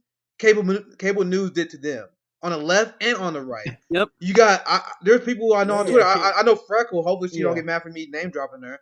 But Freckles on Twitter, she always talk about how her family is super radicalized. Man, look, Obama, same thing with Obama, man. Yep. Obama was the one that did a whole research. He opened up investigation into research on violent video games. Yeah, exactly. So they thought it's all by design, though. They thought that video games was going to destroy our minds, but it actually destroyed their minds because it got them completely unhinged politically on the left and right. The MSNBC got them so misinformed, got them so unhinged on their neoliberal ideology. And don't get me started on Fox News. They literally brought in right wing terrorists. So at the end of the day, I find it funny that video games didn't do it. It was cable news. Because the Telecommunications Act, where they deregulated the news companies and allowed them to not have to worry about promoting truth, they can be more entertainment, and it works. Tucker Carlson, the number one rated TV show in history, if I believe, he's the highest show ever, and all he do is warn right president. Yep, and he's gonna be a threat. He will smoke Kamala Harris. He will smoke her in a race. Yeah. Tucker Carlson, you can say whatever you want about him. That'd be embarrassing. All his takes that is dumb, he say on purpose. But Tucker Carlson is smart. And I don't care if I get in trouble for saying that shit because it's true. Tucker Carlson knows exactly what he's doing. Trump knows exactly what he's doing. That's what I'm saying. People don't realize that. Yep. And Tucker Carlson is a better version of Trump. Tucker Carlson took Trump's messaging and polished it. He the one who's told Trump not to bomb. What city? We had killed somebody, and then he was like, "No, don't do it." It was Qasem Soleimani. He didn't want him to bomb it. And Trump backed out. He was like, "Never mind." Yeah. So Tucker was trying to give him advice. He's like, "Bro, what you doing? You're not doing it right." He's like, "You're not doing," because he took Trumpism and he polished it up, and he polished it up in a way that I see. I don't agree with it, but I see it's gonna appeal to a lot of right wingers because he took the anti-war talking points that Trump used that he's abandoned because he can't really back it up no more. He runs hard into that, and he runs into pretending that he's against the Wall Street elite, even though he's their best friends and his policy will advance their interest. But Trump actually abandoned that. Like Trump abandoned those things he used to attack Hillary on because he know he can't run on it. So Tucker, universal healthcare, all that crap. Yeah. So when Tucker that's does the exact thing that I was always. Everybody's saying, "Oh, we need Biden," and I keep saying, Obama and Biden are what got us Trump. If you put Biden in for 4 years, you're gonna have somebody worse than Trump because they'll have the exact same agenda, or Trump again. Because Trump can come back again. That's the scary part. He's in his 80s. He'll be too old. No, he won't. No, he won't. They don't care. They won't care. He won't care. He'll still be younger than Bernie. He'll still be younger than Bernie and Biden. Yep. At that age, at the age that they run right now, he'll still be younger than them. So, I just I think like I had like such a similar story. I just had like such a disillusion with Obama because I think this is why liberals want Biden, right? It's because they want to get back to not caring about politics. They want to go back to brunch. That's what it is. They are open about it. They want to go to brunch. The same way they're open about it. The same way you want to you were like, oh yeah, I kind of wear exactly. They just want to go back to brunch, bro. Like that's all. They can't. They're tired of being in the know all the time. They're tired of having to watch CNN, having to watch Fox News, having to be on Twitter. They want to go back. They want to go back. They're tired of knowing worrying about the pores. Yep. Tired of worrying about the pores too. They're being exposed to the realities of our situation. It is. Here's the thing about that though. Yeah, exactly. The Black Lives Matter movement started under Obama. The Kids in Cages happened under Obama as well. All of the issues that the mainstream media is now focusing on, blaming it on Trump, all that shit was done under Obama as well. What they really want is the mainstream media to turn a blind eye again. That's what they want, and that's exactly what will happen if Biden gets elected, because they only focus on Trump because they don't like him. Exactly. Let me go to one of my tweets that I said real quick, because I posted a video. I don't know if y'all saw it. Go ahead, Ron, real quick. Go ahead, Ron. I couldn't hear you. I just said he embarrasses white people. That's why they want him out. Yeah, that's a good way to put it. That's a good way to put it. Roman's 100%. That's not wrong. He's 100% because that's why they come to us, Black people who have never not lived in a fascist state in this country, and they're like, "Aren't you afraid of fascism, bitch? It's called Monday." Exactly. Exactly. So you're afraid go ahead, of being embarrassed. Nigga like us, you know what I'm saying? When niggas like us, they like, oh shit, like, you know, like damn, you really just gonna let Trump win? Like, I'm not letting Trump win. You letting Trump win? Yeah, y'all made that decision already. Y'all made that decision on Super Tuesday. We told them if you let it be somebody like Biden, you're gonna lose. You don't give a damn if Trump is really the one. We told them about Hillary. We even said fuck around and find out, and now they're finding out. I was just talking to a liberal about that. I was like, you know, like why should I vote for Biden? I live in Michigan. You know, we was hit hard by the NAFTA deal. Yes. Trump just froze rent up here. Why should I vote for Biden? And Trump just looked out for everybody in Detroit.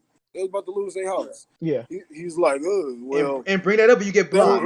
He's only doing this because it's election time. Well, don't you think Biden only saying what he's saying because it's election time? You know what I'm saying? Like. Exactly. I'm like, this motherfucker is the architect. He is the architect of destroying the Black community and some of the brown communities. Yes. And you have the nerve to have me, a Black man who knows his history, want to support this motherfucker? Fuck Biden. And white progressives tell you do that. White progressives will tell you to do that, and it was and they will get upset at us for not voting your president. I'm getting very fucking tired of this. And I'm saying white progressives because it is white progressives. that are doing this shit now, and not even just white lib. There's a ton of white progressives, and I had a debate with Vosh. I'm not gonna lie, I lost my fucking temper. I probably could have handled that a little bit better. But people, Vosh literally said I should vote for my fucking oppressor, and white progressive was impressed by him by that. Like, are you kidding me, bro? I laid out all the bad things that Joe Biden did in our community, and you lay that shit out. You say, I literally have stories I can get into another time how Biden have policies that literally directly impacted my life or impacted people I know life. I tell them that. I told Vox down the stream. He said I should still vote for my person. There's a clip on your Twitter where I was like, "Do you think I should vote for my person?" He said, "Yes." That's what white progressives think, and this is what Nico House. I'm gonna go on Nico House. I'm gonna go on his show, and we can talk about it. Turn off when a nigga don't listen. Like even in any type of relationship, when a nigga not listening to you, that's the biggest turn off. When they basically say, nigga basically like, man, they took away everything. They took everything. They defunded all my fucking after school programs, everything. And nigga like, damn, that's crazy. You know what I'm saying? Like, you weren't listening this whole time, nigga? Oh yeah, I was listening. They don't care. They legit. Like, I learned that there are a lot of white progressives, and I'm gonna call them out. I'm sorry, I'm gonna let you go after this, Nick. But I'm gonna start calling them out because I learned recently that Joe Biden winning the nomination exposed so many white progressives, so many, because at the end of the day they don't give a fuck about the black community. Because I literally tell them that Joe Biden is emboldening this fascist police state that's going after us. He still don't support legalized marijuana, and white progressives know better than anyone else that the new Jim Crow is designed to go after us. It's designed to give us felonies so we can't vote. And you got a guy who's going after our community actively, who still don't apologize for the crime bill, who picked the cop as VP, but you guys are demanding that we fall in line. They don't give a fuck about us. I don't know which one y'all said this, but somebody has said some of you progressives need to drop y'all bank account the next time y'all tell us to vote for Biden.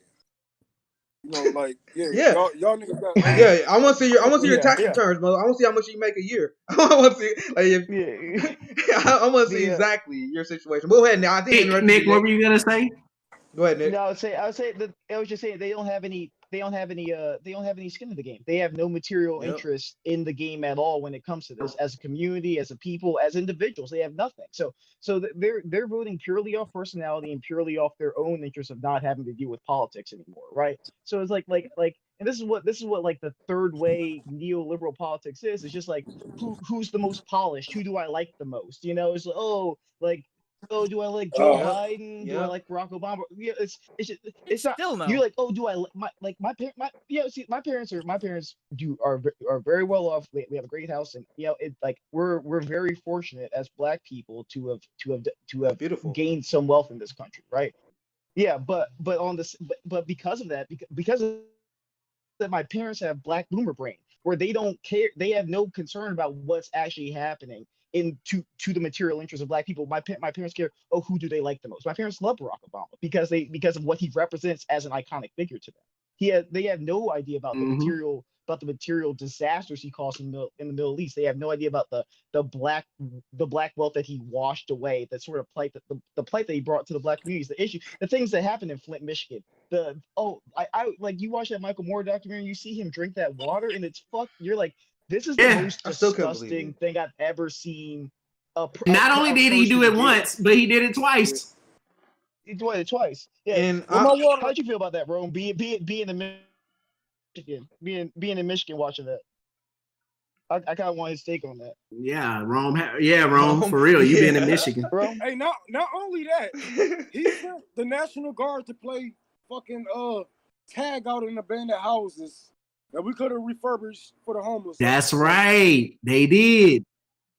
I remember that shit. They was like, I forgot about that part. That's crazy. What? And see, to me, that's why Obama, at the very best, is a net negative. Joe Biden came up here and endorsed a Trump Republican. Yep. For the House. He did. That's right. He did. When did that happen? When did that happen? Yeah. You don't remember that, Nick? Yeah. I didn't see that. I missed that. Yeah, this is in Michigan. I'm like, I think it was like last year, I think. I gotta think. I remember that. Yeah. I gotta think the reason that they go for these sort of like suburban Republicans, right, is because they don't ask for anything.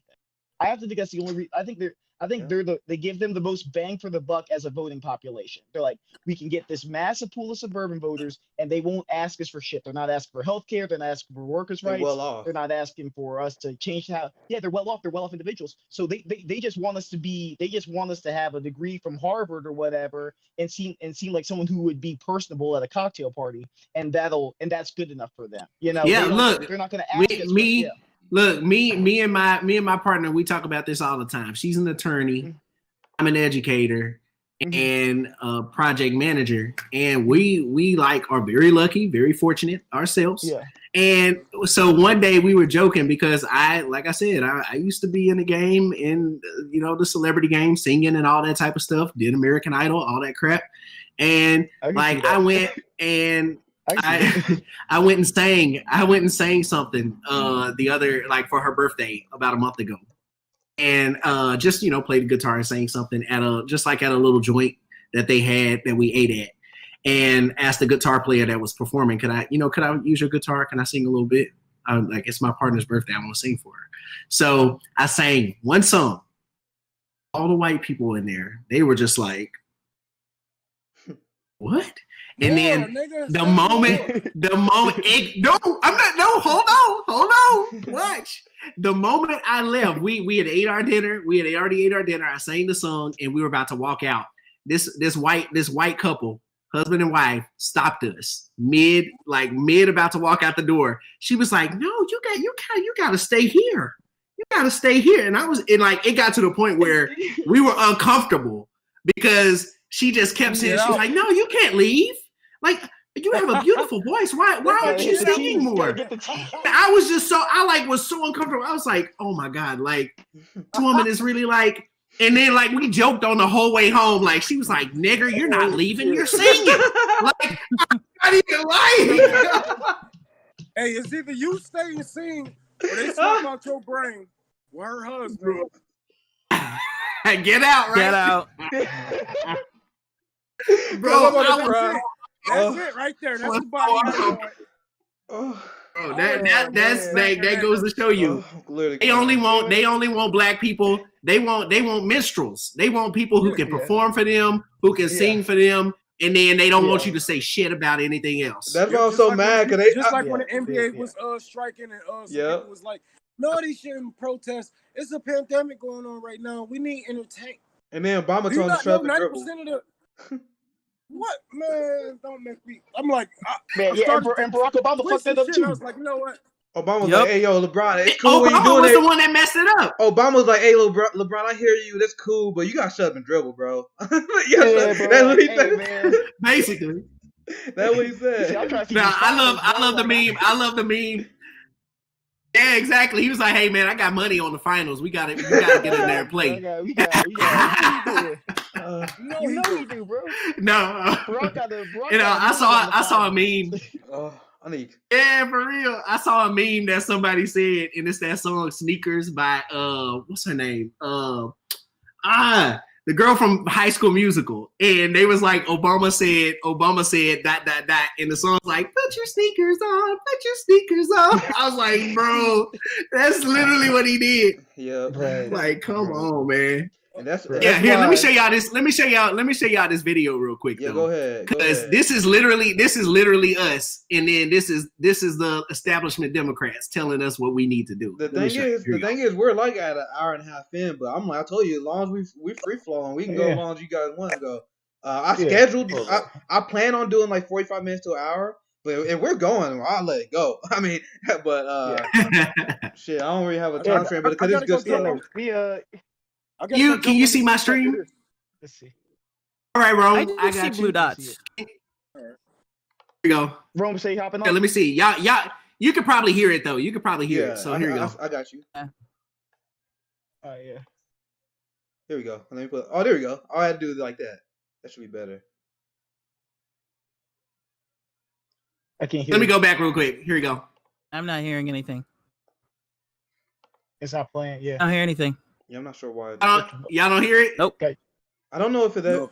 Oh man. Well, what is the video? Oh, let me see. basically, it's a video of this girl. She's like, she's on TikTok. Is that tweet? Is that tweet or something? You can see if you can send it to me. So yeah. Actually, it's here. Let me send it to you. Let me send you the link. It's on Facebook, but let me send you the link. Because I'm not sure if that's if we can't hear it because of me or I don't know. I messaged it to you. All right, cool. Let me pull that up here. Put it on the screen. Yeah, I saw that video. I was like, wow, this is literally us right now. Like, this is what the stuff that we got to deal with. Let me you said you said it now. Oh, okay. Yeah, I sent the link. I sent you the link. On PM? I don't see it. Hold up.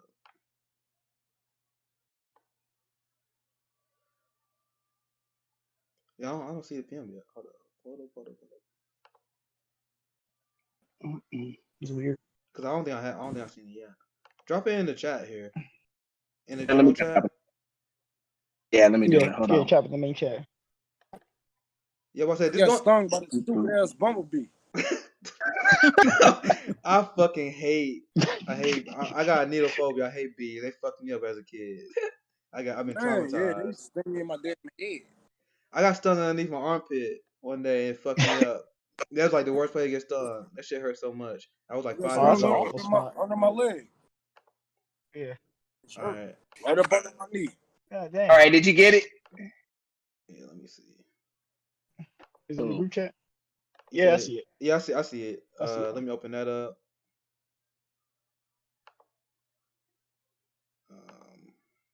Oh yeah, another thing that was funny because we were talking about like our heroes and how we don't like some of them anymore. I remember Nick was like, "Yeah, man, I love Terry Crews," and I was like, "I personally know like his wife."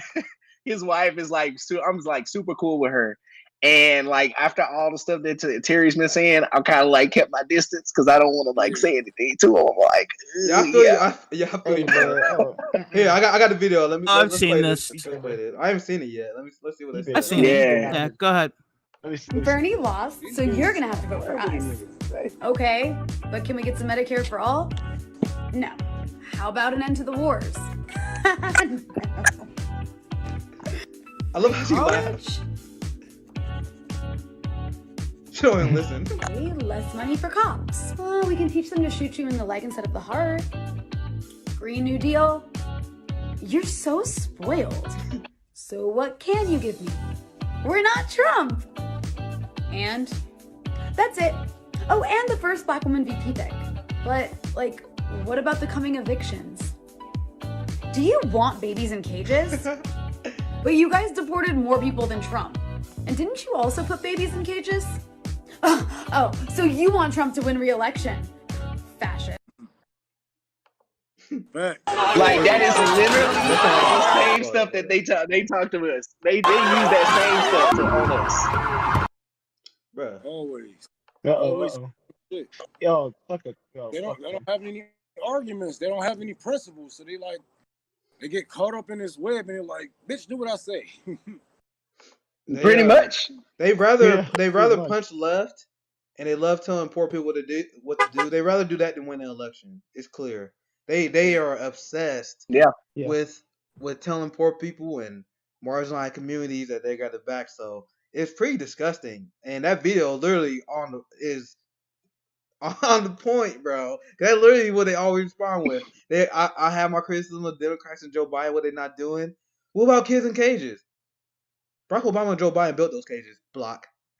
That's how it works every single time. Every single time. Mm-hmm. Every single time. So, yeah. Or they say he didn't separate the families. Like, that's better, I guess, because he just sent the whole family back. No.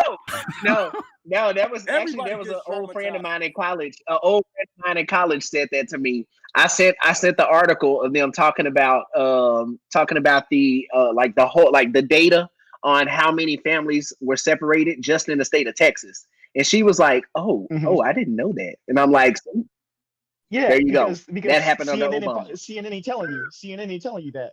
MSNBC ain't telling you. Yeah, they're not going to talk about that because Obama's their darling." Yeah, okay, so we keep talking about Obama, but let's talk about the guy that they want us to vote for.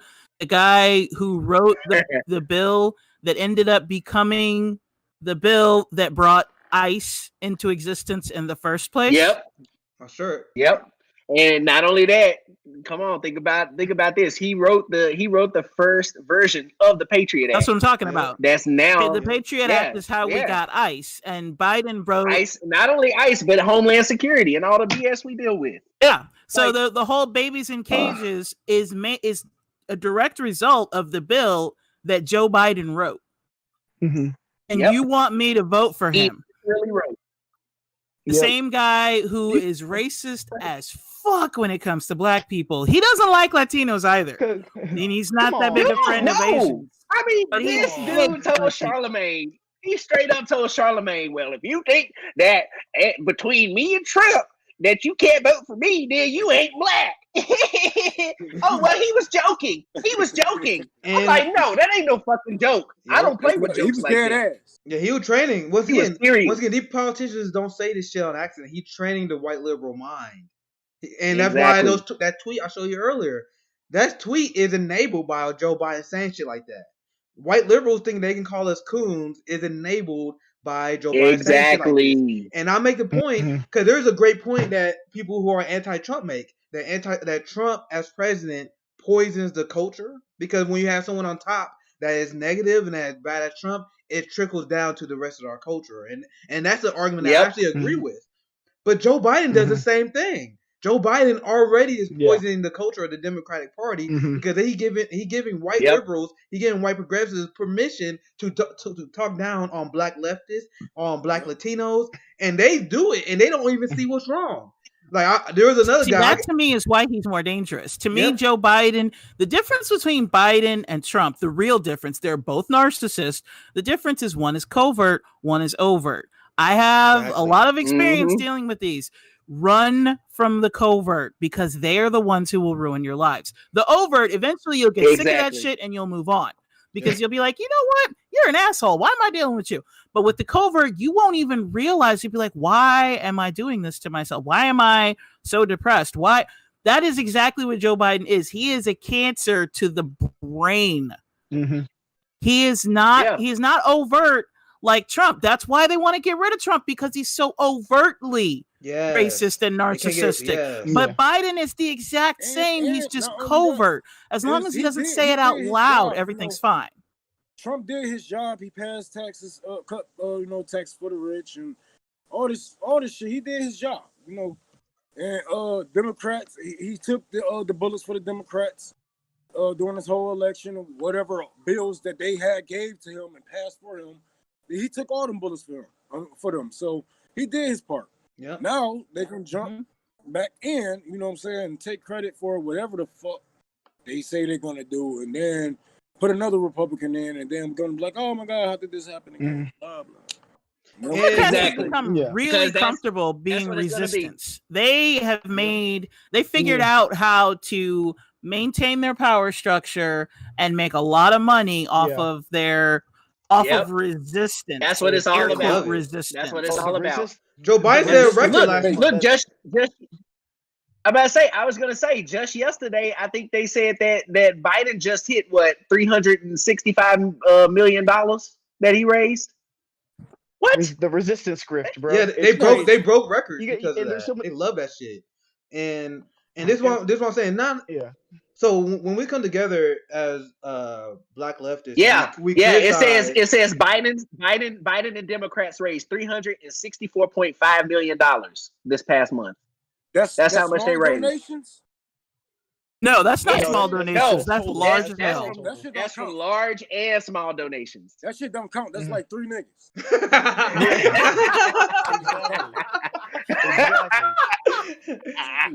So that's Michael Bloomberg himself, bro.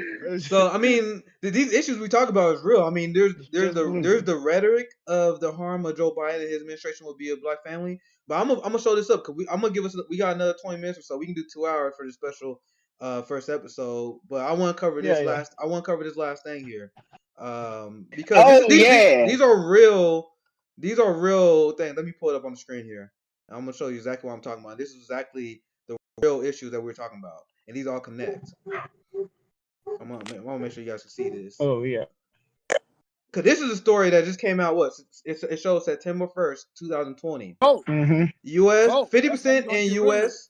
fear bankruptcy due to major health event.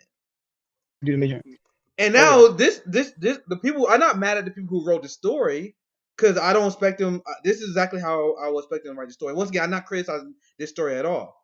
But this is why I want to put it in context to people. This is why I want to put in context to people. This article right here. Past due medical debt a problem, especially for Black Americans. So when they have this article here, you know who they talking about? They didn't mention it, but they talking about Black people. And watch this. And me and Jackie was talking about. We was going through Joe Biden's record yesterday. And Joe Biden literally, I'm trying to find it on here. It should be in the article. But Joe Biden voted against the amendment that will ease the burden on medical debt. So combine these three articles. Combine this one. Not only just medical debt though. Yeah, that's just one piece of the pie. He also took away protections from people with student loans. You cannot the moment like if you go bankrupt, you can't take away your student loans. And once again, it's all about intersectionality. That shit moves to your family members. Yeah, it's all about intersectionality. Yes, and if you die, it goes to your family members. True. Yeah, and all these things connect, and that's why. Go ahead, Nick. Go ahead, Nick. No, I was saying, keeping people in debt is all about population control. You understand? Because if you keep people in debt, you keep them tied to something, and you keep them anxious, and you keep them worried, and you force them to work. You force them to take these. This is a materials worker standpoint, right? But if you're a worker, right, and you have no debts, let's say you have a surplus of cash in your savings account. You have savings, and you're working a job, you don't like it. You can leave at any time. You know what I'm saying?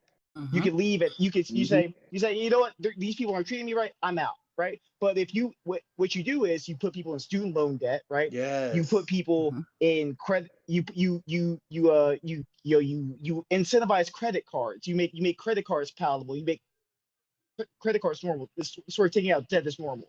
Credit cards, student loans normal. Car payments normal. Yeah, and then what you do is so you have this. And you tie their healthcare to their jobs. $100,000 for the debt. They have exactly, and so they have to stay.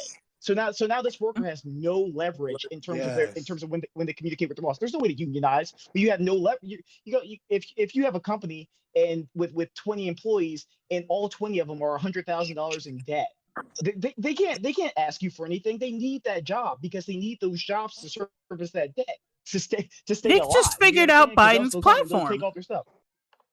That's exactly. You just figured out we all keep saying, what's Biden's platform? That's Biden's platform. Because think about his past.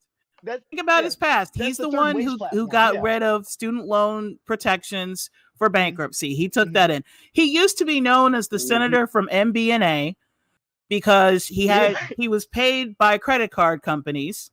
Okay. During a pandemic, when asked if you were president, and the Senate and the House both passed Medicare for all, would you veto it? He said yes. Yes. Millions of people lost their jobs to no fault of their own due to the pandemic, and he still wants healthcare tied to your job. He wants to go back to ACA. That's his platform.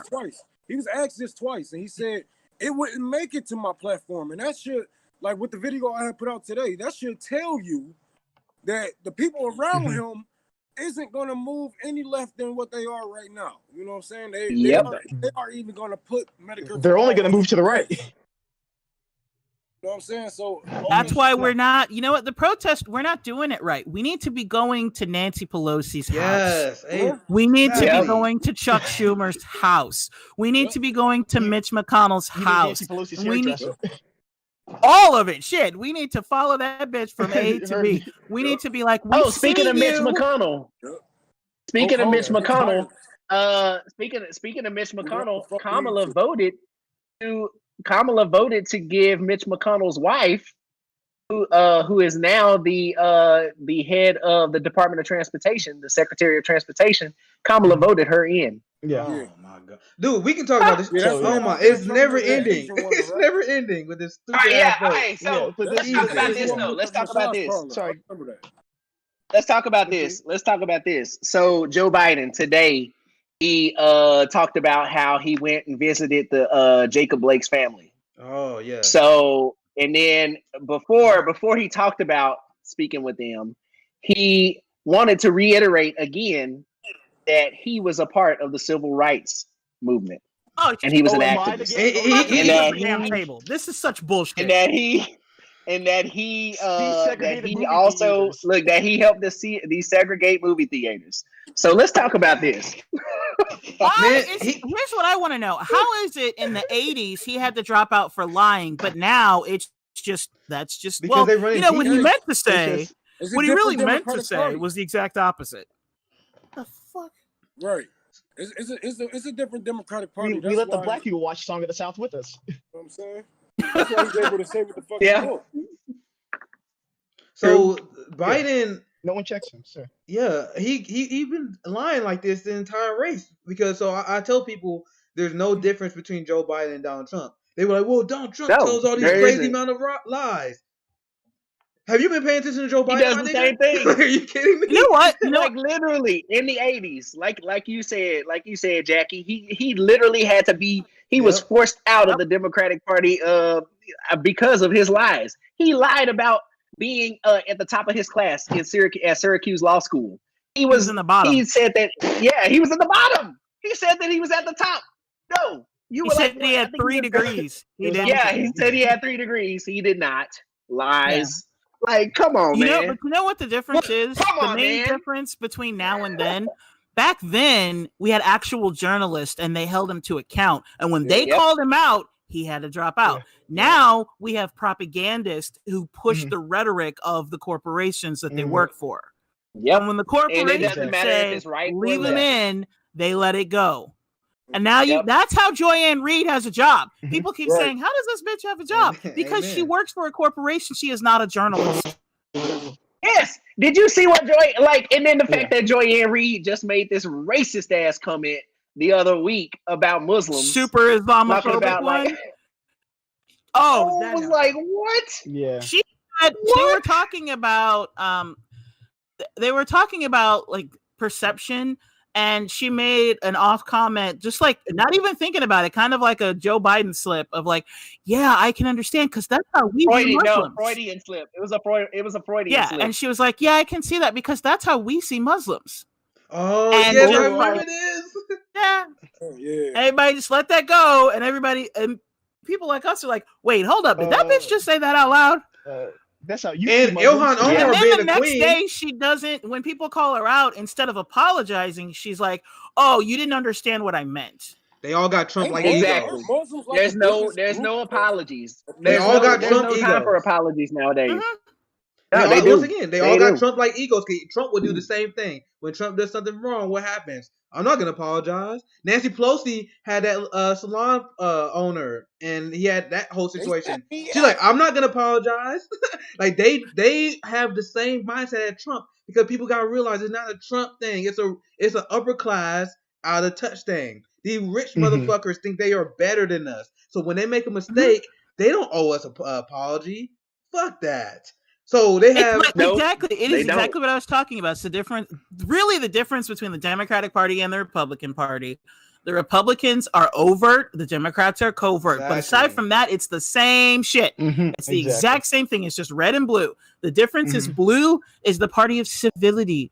Blue is, we'll have a black woman send you to jail. But red is just like, no, we're just going to send you to jail. I actually respect more the people who are just going to tell me what it is. Like, you're just going to say it, you know? That's the difference. That's why they can't stand Trump, because he is uncouth. Yeah. And they're all about civility. Amen. Amen. Yeah. All right, Nick, I need you to share that link I just sent you. Because we need to talk about this one too. Because let me see, man.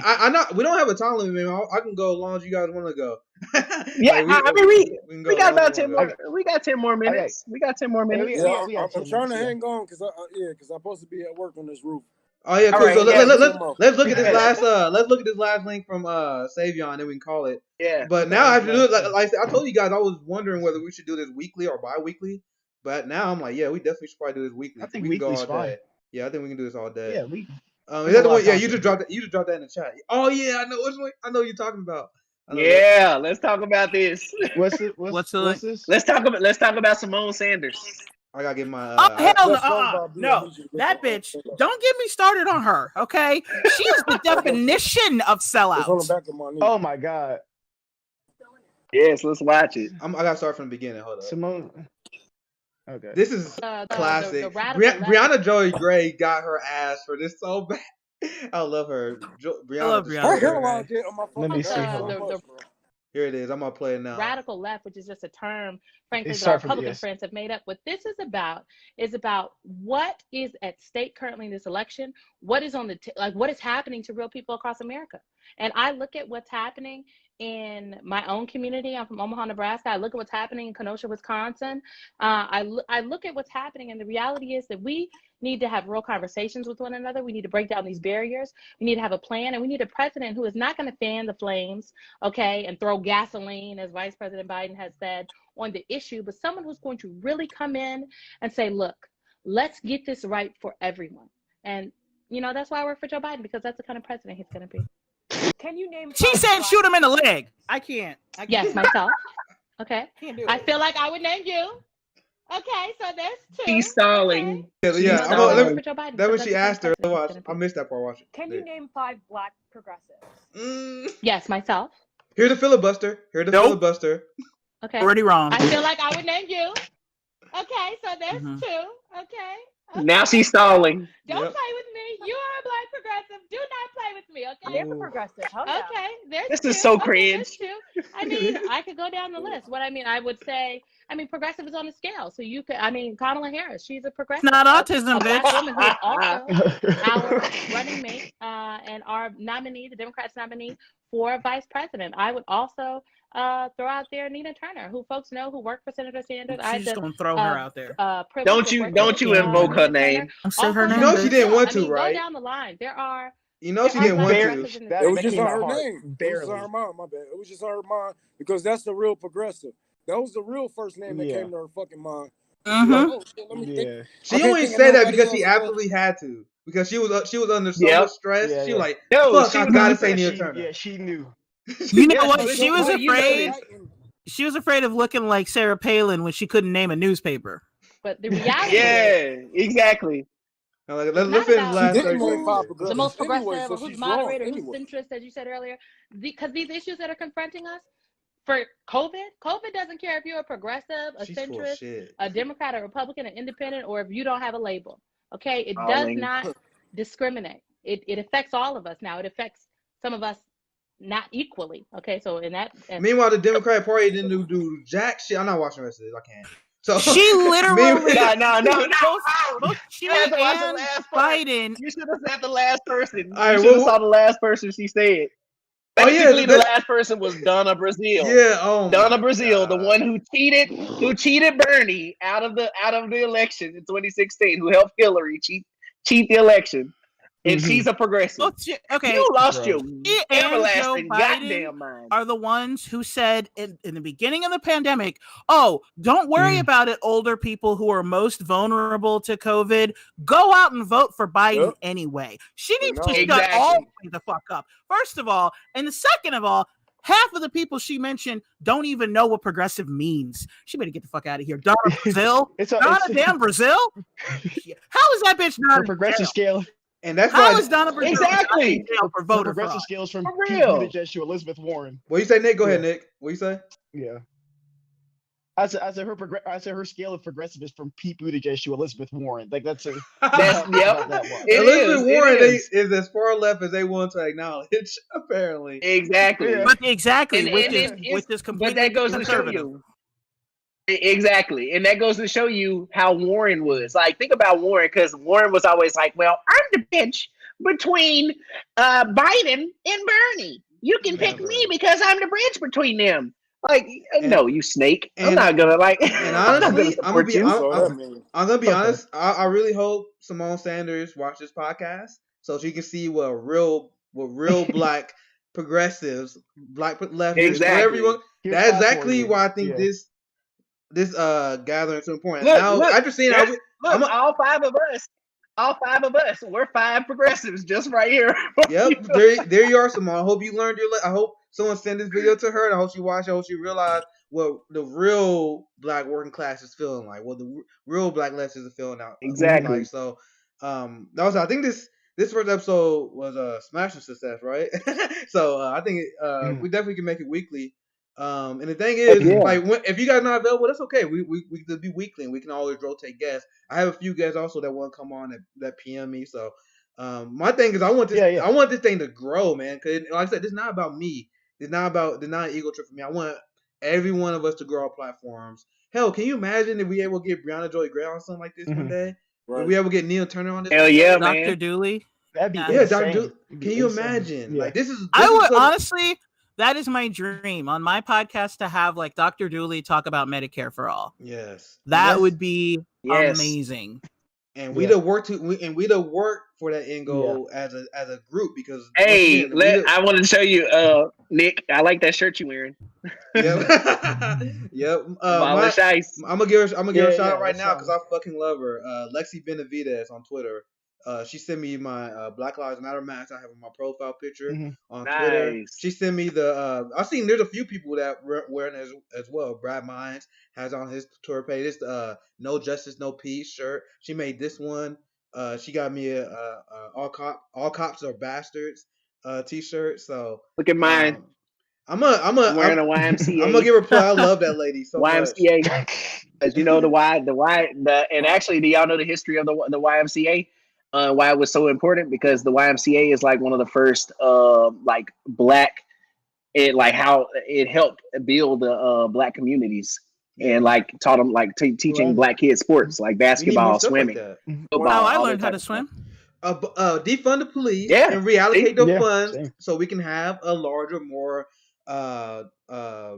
powerful community program, just like the YMCA. You can take all the money we spend on police, and we can completely transform our communities. And we can end it with this last point. I'll give you guys the last word. And that's not even every city, every single town in the United States. Can you imagine? As soon as we get that, then we can move on to the military. And this is why I tell people, a lot of people don't understand the defund. A lot of people don't understand the defund the police movement. And I literally been working with police abolitionists. I've been part of the 10 Demand Group. And a lot of people don't realize that when we talk about defund the police and reallocate that to the community, we are giving community power. So what that means is if you have a black community, if you have my community, and we want to police ourselves, we want to reallocate the funds so we can have a YMCA. We can do that. Now, if you're in a wealthy, make sure. Go ahead, Ron. Make sure police officers come from our neighborhood. Yes, the problem with police officers living in suburban areas is that we pay taxes basically. Yep. We pay them, and we're paying these suburban areas. So, while they taking all this money, millions of dollars out to, I don't know what is your suburbs out here, but in Detroit, you go across the 8 Mile, so we paying taxes and paying all these police officers to come from East Point and St. Clair Shores, Rochester Hills and shit like that. And they take that money all the way back out there. Millions, almost billions of dollars a year, that we missing out on that could be going to education. So, a big focus on defunding the police is making sure the police are from the area, or if not, at least you got to move to this motherfucker before you can come here acting like a cowboy and then go back home 50 miles away where you feel exactly. So because that's a lot of the problems. They feel like they're safe. They're safe in their suburban areas where black people can't barely drive in. So they can come over here, bust our heads, go home, and then just live life. And go to the markets after they done shot a black boy or shot go to the market. Or whatever. Yep. Yeah. Do that shit while you live in here. Exactly. Do that shit while you live in here and guarantee 100 niggas gonna be at your door. Amen, brother. Do that shit while you live in here. And I think that's one thing that we need to do, like especially all 5 of us, even in this chat or somewhere. But I think we should come together and really make our demands, make our platform for what we all see is right and what we think could be good for our communities. Because hey, we may be young, but we understand this world just as much as a 60, 70. Yeah, we in this fight, and we understand this world just as much as someone that's 60 or 70. Yeah, Jim Clyburn, hell, like I know, like, I have uncle who like is on that whole other side. Who, you know, he like I when I said fuck Joe Biden, he called me and was like, "What the hell you doing, boy?" I was like, "Hey, that's how I feel." Hey, you guys. I mean, but you know what? Honestly, that's why I started. That's why I started a podcast, because I had a conversation with my father and my brother. And my father's 79. My brother, it was my brother's birthday. He had just turned 53. And they were like, my brother was telling me the horrors of Trump. And I'm like, yeah, I don't care. And my father was like, oh, I see you picked Kamala Harris. Yeah, that looks pretty good. No, Dad, that's wrong. No, that's bad. And he's like, what's wrong with her? And I'm like, Jesus Christ. So I was like, you know what? I need to do some stuff so that I can just be like, here, listen to this. Yeah, this is why not Biden. This is why not this Kamala. is why this is so important. Absolutely, Jackie. You hit the nail on the head. And that's why I'm glad honestly, if it pat myself on the back a little bit, I'm glad I have my platform that I have, because I'm very proud. Because if you talk to my friends, I have friends that was very into Barack Obama. I have friends that was scared of Trump. I got my good friends now. They've been cured of that shit. Like I remember my biggest accomplishment was when my brother. I remember my brother was talking to someone else, and so it wasn't me tipping him to say. He was like, you know, actually Barack Obama was a piece of shit. Like he said that to someone because of what it's so true. So I'm super happy that I've been given a platform so we can do that. That's why this show is so important. So I can spread the platform, spread the love, get everyone else numbers up. So once everyone else numbers grow, that's why I remember when Savion and Rome had their account problems. Yeah, let's be. I wanted them to grow. Let's be the. Because what is the Black Progressive TYT, but not sell out later. Yeah, we gonna show TRT how it's done. What's the white guys? What's the white podcaster guys? Pod Save America. Yeah. We could be the black leftist Pod Save America. Oh, there you go. Doesn't everybody have to have the same name for that though? Oh, that's right. They do. They all have the same name. So yeah, we're gonna do it the right way. So already, so y'all got to change your name. Yeah. So what you said, Nick? We should all become Nick. What was that? What'd you say, Nick? What you said? No, I didn't hear you. I would say we already got two Nicks. Yeah, so we got. Yep. Can you not hear me? I hear you that's now. Right. I hear you now. Okay, cool. Yeah, I was just saying with everyone on Pod Safe having the same name, we already got two Nicks. So we got two Nicks. Y'all can just change y'all name to Nick. Savion, but bro. At the end of the day, y'all know what we mean. We to have our Black Pod Save, Black TYT, Black whatever you want to call it, You can mark this episode as a start of that, because you can ask Savion. Yeah. I floated this idea to Savion months ago. I think it was like July, or I think it was like June. I told him like, it wasn't even July. It was like March. Yeah, March or April. It was a long time ago. I was like, yo, I want to start the black leftist net. Like this is something I've been thinking about for a while, so it's not an accident. And this conversation exposed why we need to have it, because if we all grew our individual network, like for example, I was on Jackie podcast yesterday, and this could be like the weekly hub where we all come together and rotate guests, and we all come on and do that kind of thing. But I think that's gonna be very, very important while we fight this new civil rights movement, because that's why I call the Black Lives Matter protest now. I think we really should start calling it the new civil rights movement. It is civil rights movement 2.0. Yeah. We're finishing the job that I think should have been finished before. So to finish the point I was starting to make, like I said, the defund the police thing was, we take those bloated police budgets, reallocate that to our communities, because we are telling people, this is what white liberals and white conservatives understand. We are telling them, leave us the fuck alone. We can handle our shit. We can take care of our own communities. Now, once again, this applies to every community as well. And we're not the only community that would do this. For example, if you live in a white affluent area, and if you want more security, go ahead. That's your taxes. Like for your area, go ahead. Yeah. Have all the police and have the fascist police that you want, but keep that shit out of my neighborhood. That's what we saying. This is what they don't explain properly. Police your neighborhood. You can have the fascists in your neighborhood, but not in mine. That was literally what the defund police movement mean. So anything you guys want to finish on that before we end it here? Because once again, I'm not trying to push you guys off. Anything you guys want to add to that? No. Yeah, I think if anything, I will add, if anything, just like, I am so fortunate. Like I love the fact that, because me and Rome, we've had a lot of like a lot of social media issues because hey, I mean, even before I became a leftist, I had a verified account and everything, and once I did all that stuff, they started coming for me. They took away my accounts. They took away Rome's account. Like it's hard out there for especially for black leftists. I'm surprised I'm surprised they didn't get me, bro. I'm honestly shocked. And a lot of yeah, me too, man. But a lot of white progressives don't understand that. They will never understand what's been going on. Mm-hmm. So I'm fortunate to know all of y'all. I'm glad that we interact with each other all the time. Yep. And I want this to continue. I want us to make demands. I want us to make I think we really should build this up. Hopefully one day we'll get Ben Dixon and everybody else, Brianna and Dr. Dooley. And I mean, hopefully even never know, having Bernie on here one day or something. Imagine Nina Turner. Can you imagine? Can you imagine? Hold up. Whisper of a dream. Yeah, Nina. Cornell, can you imagine Nina Turner running in 2024? Cornell West. Can you imagine Nina Turner running in 2024 and she come into on our Black Network podcast? Right? Can you imagine? I had Nina on my show, but I forgot what the fuck happened. Oh yeah, they took my fucking page away. But, no. I wanted to say something about the name. I think it's very important for us to stay away from Black Lives Matter, the title.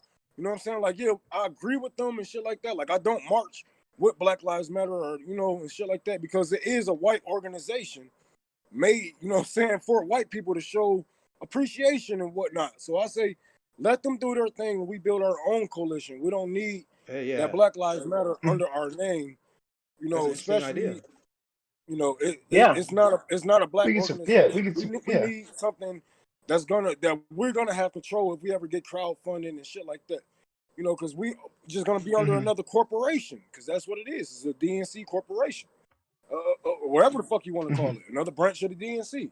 So that's very important to stay away from the Black Lives Matter title because it's going to branch us in with progressives and liberals and all these motherfuckers who don't really want change. They want to spray paint. They want to spray perfume over a pile of dog. Yeah. So look, they want to paint. They want to paint the street and just put Black Lives Matter on the street. It's fixed. Put it on the basketball court. You see, there are a lot of liberals, a lot of white liberals. The reason why I agree with Rome, when he first said that, I was like, wait, what? But I agree with him now because you see that there are a lot of liberals. They put Black Lives Matter in their bio. There are motherfuckers who don't even believe in defund the police, and they got Black Lives Matter. Just like progressives. All performative. Just like the term progressive was co-opted. Yeah, exactly. Black Lives Matter was co-opted as well. So I think that's a legit point. Actually, I actually never even considered that. So that is legit. Yeah, Jackie. Look, that's what I call Nancy Pelosi. Nancy Pelosi is the ultimate performative resistor. All the shit that she does, the side clap, tearing the papers behind Trump, then turn around and vote for every single thing he wants. Look, it's supporting everything that he wants. And then look, wearing the Kente cloth and then kneeling. That was some bullshit. When I saw that, I was like, are you fucking kidding me? Bro, I walked into the living room house. I was like, what? Y'all can't do this. It essentially just politicized cultural appropriation. They made cultural appropriation equal representation, which equals shut the fuck up. That's what it means. That's what they did. I still can't believe that. That's insane. But anyway, like I said, and I remember when because I remember when Savion profile went down, all right, I want to help him build back up. And I remember when they took Rome down, all right, I need help because I did that for a reason. We need their voices. I invite you guys on the show because I enjoy your tweets, I enjoy your voice, and there's a few more people. Chris, he couldn't make it today because he got called in or some shit like that, but he's gonna be on. I have a few rotating guests that we're gonna have on every week, and we're gonna make it work that way, and we're gonna grow each other's platform. And this is something that I've been dead serious about because, like Savion said, I've been planning this since March, and now that I finally started streaming and got this thing up and going, this is something that I'm gonna be pushing really, really hard for. This new Black leftist coalition, because we're gonna. I see nothing but good things because there in this country, we can end on this on this subject here. I see that there's a yearning for a new Malcolm X, new MLK style Black progressive leader. What do I mean by that? Yep. Because remember when Barack Obama ran in 2008, there was all this massive energy because he was a black progressive. Even though he had an Arab name, you would think if you would ask someone that like a black guy with an Arab name, he wouldn't have stood a chance. But he won because people wanted a black progressive, and then he disappointed. Populist policies. And then he disappointed. And then so what happened this year? We have Jamal Bowman. We had Charles Booker. We have Nina Turner. Yeah, Corey Bush. How can I forget the queen herself? So that tells me that energy. Mondaire Jones. Yeah, Mondaire Jones. We have a lot, man. So that's what I'm saying. I acknowledge. I saw this. I saw the trend coming, and now they won the races. It pretty much verified what I already had in mind. The country still has that same yearning for a black progressive they had in 2008 when they elected Obama. They're still looking for him. Obama was the disappointment, but we are still looking for that. So this is the start of that movement. Our group right here. We're gonna give the American people what they really want. They really want an unapologetic, anti-oligarchy, black working class savage that's gonna call out the establishment. That's what this media platform is gonna be. Awesome. Yeah, anyway, I'm down. I feel like that's a good way in it. Like I said, we can literally go out there. We can literally go out there. Yeah, let Rome get to work, man. So anyway, all right. Anyway, it was nice catching up with y'all, man. But yeah, I ain't really got no disagreement. Shit, we all up basically on the same page, man. But yeah, for sure, brothers. Then you guys come on, like, where can we find each one of you? I gotta have everything in the description, but is there anything that anyone of you guys want to promote? Anything that you guys want to plug as well before I officially end the video? Anything my Twitter. Everyone. 6 Mile Room. Yeah. 6 Mile Room. Yeah. How about you, Nick? We gonna play your Twitter? Anything? Yeah, my Twitter is at Nick Lyles Comedy. I do comedy. I'm a comedy writer, but I mean, this is all. I mean, I don't have nothing to talk about other than politics right now. Like that is the state of the world. There is no pop culture to write about except for politics. So that's where I'm at. Yeah. Yeah, Savion, what's on your mind? We got a plug, brother. Anything? All right. So my Twitter is at Savion, Savion, and then my Facebook, where I make liberals mad every single day with everything that I post, and you can join in on the fun if you want. It's just at Savion Music on Facebook, so you can just go on there. I still sing a little bit, just don't really have that much time to do it anymore because I work. So all right, Jackie, you got anything to plug? Promote that podcast. That was fun when I was on there yesterday. Yeah, Jackie, and all of us would love to be on your podcast, Jackie. Yep, it's a awesome network. Yeah. It's a network.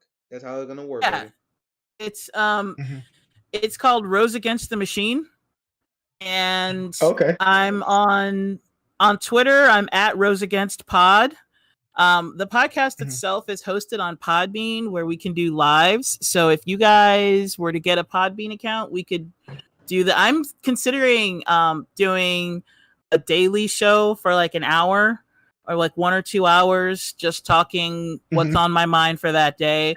Like Monday, I think I'm going to bring up the whole, hey, stop putting black bodies on, stop showing us being murdered without a trigger warning. Because they don't do that for white people. They always put a trigger warning. But if it's a black person, that's just news. We're animals to them. True. So, I'm with that. That's a great point. It fucks with our psychology. It makes it honestly, it buys into it. It makes us feel like our lives don't matter when there's no trigger warning, and it also desensitizes other people to just constantly see black bodies on across their feet. Yep. So 100%. So that's what I'm probably going to talk about on Monday. So yeah, follow me at Rose Against on Twitter, and the podcast itself is Rose Against the Machine. Someone in the YouTube comment said they love your podcast name, by the way.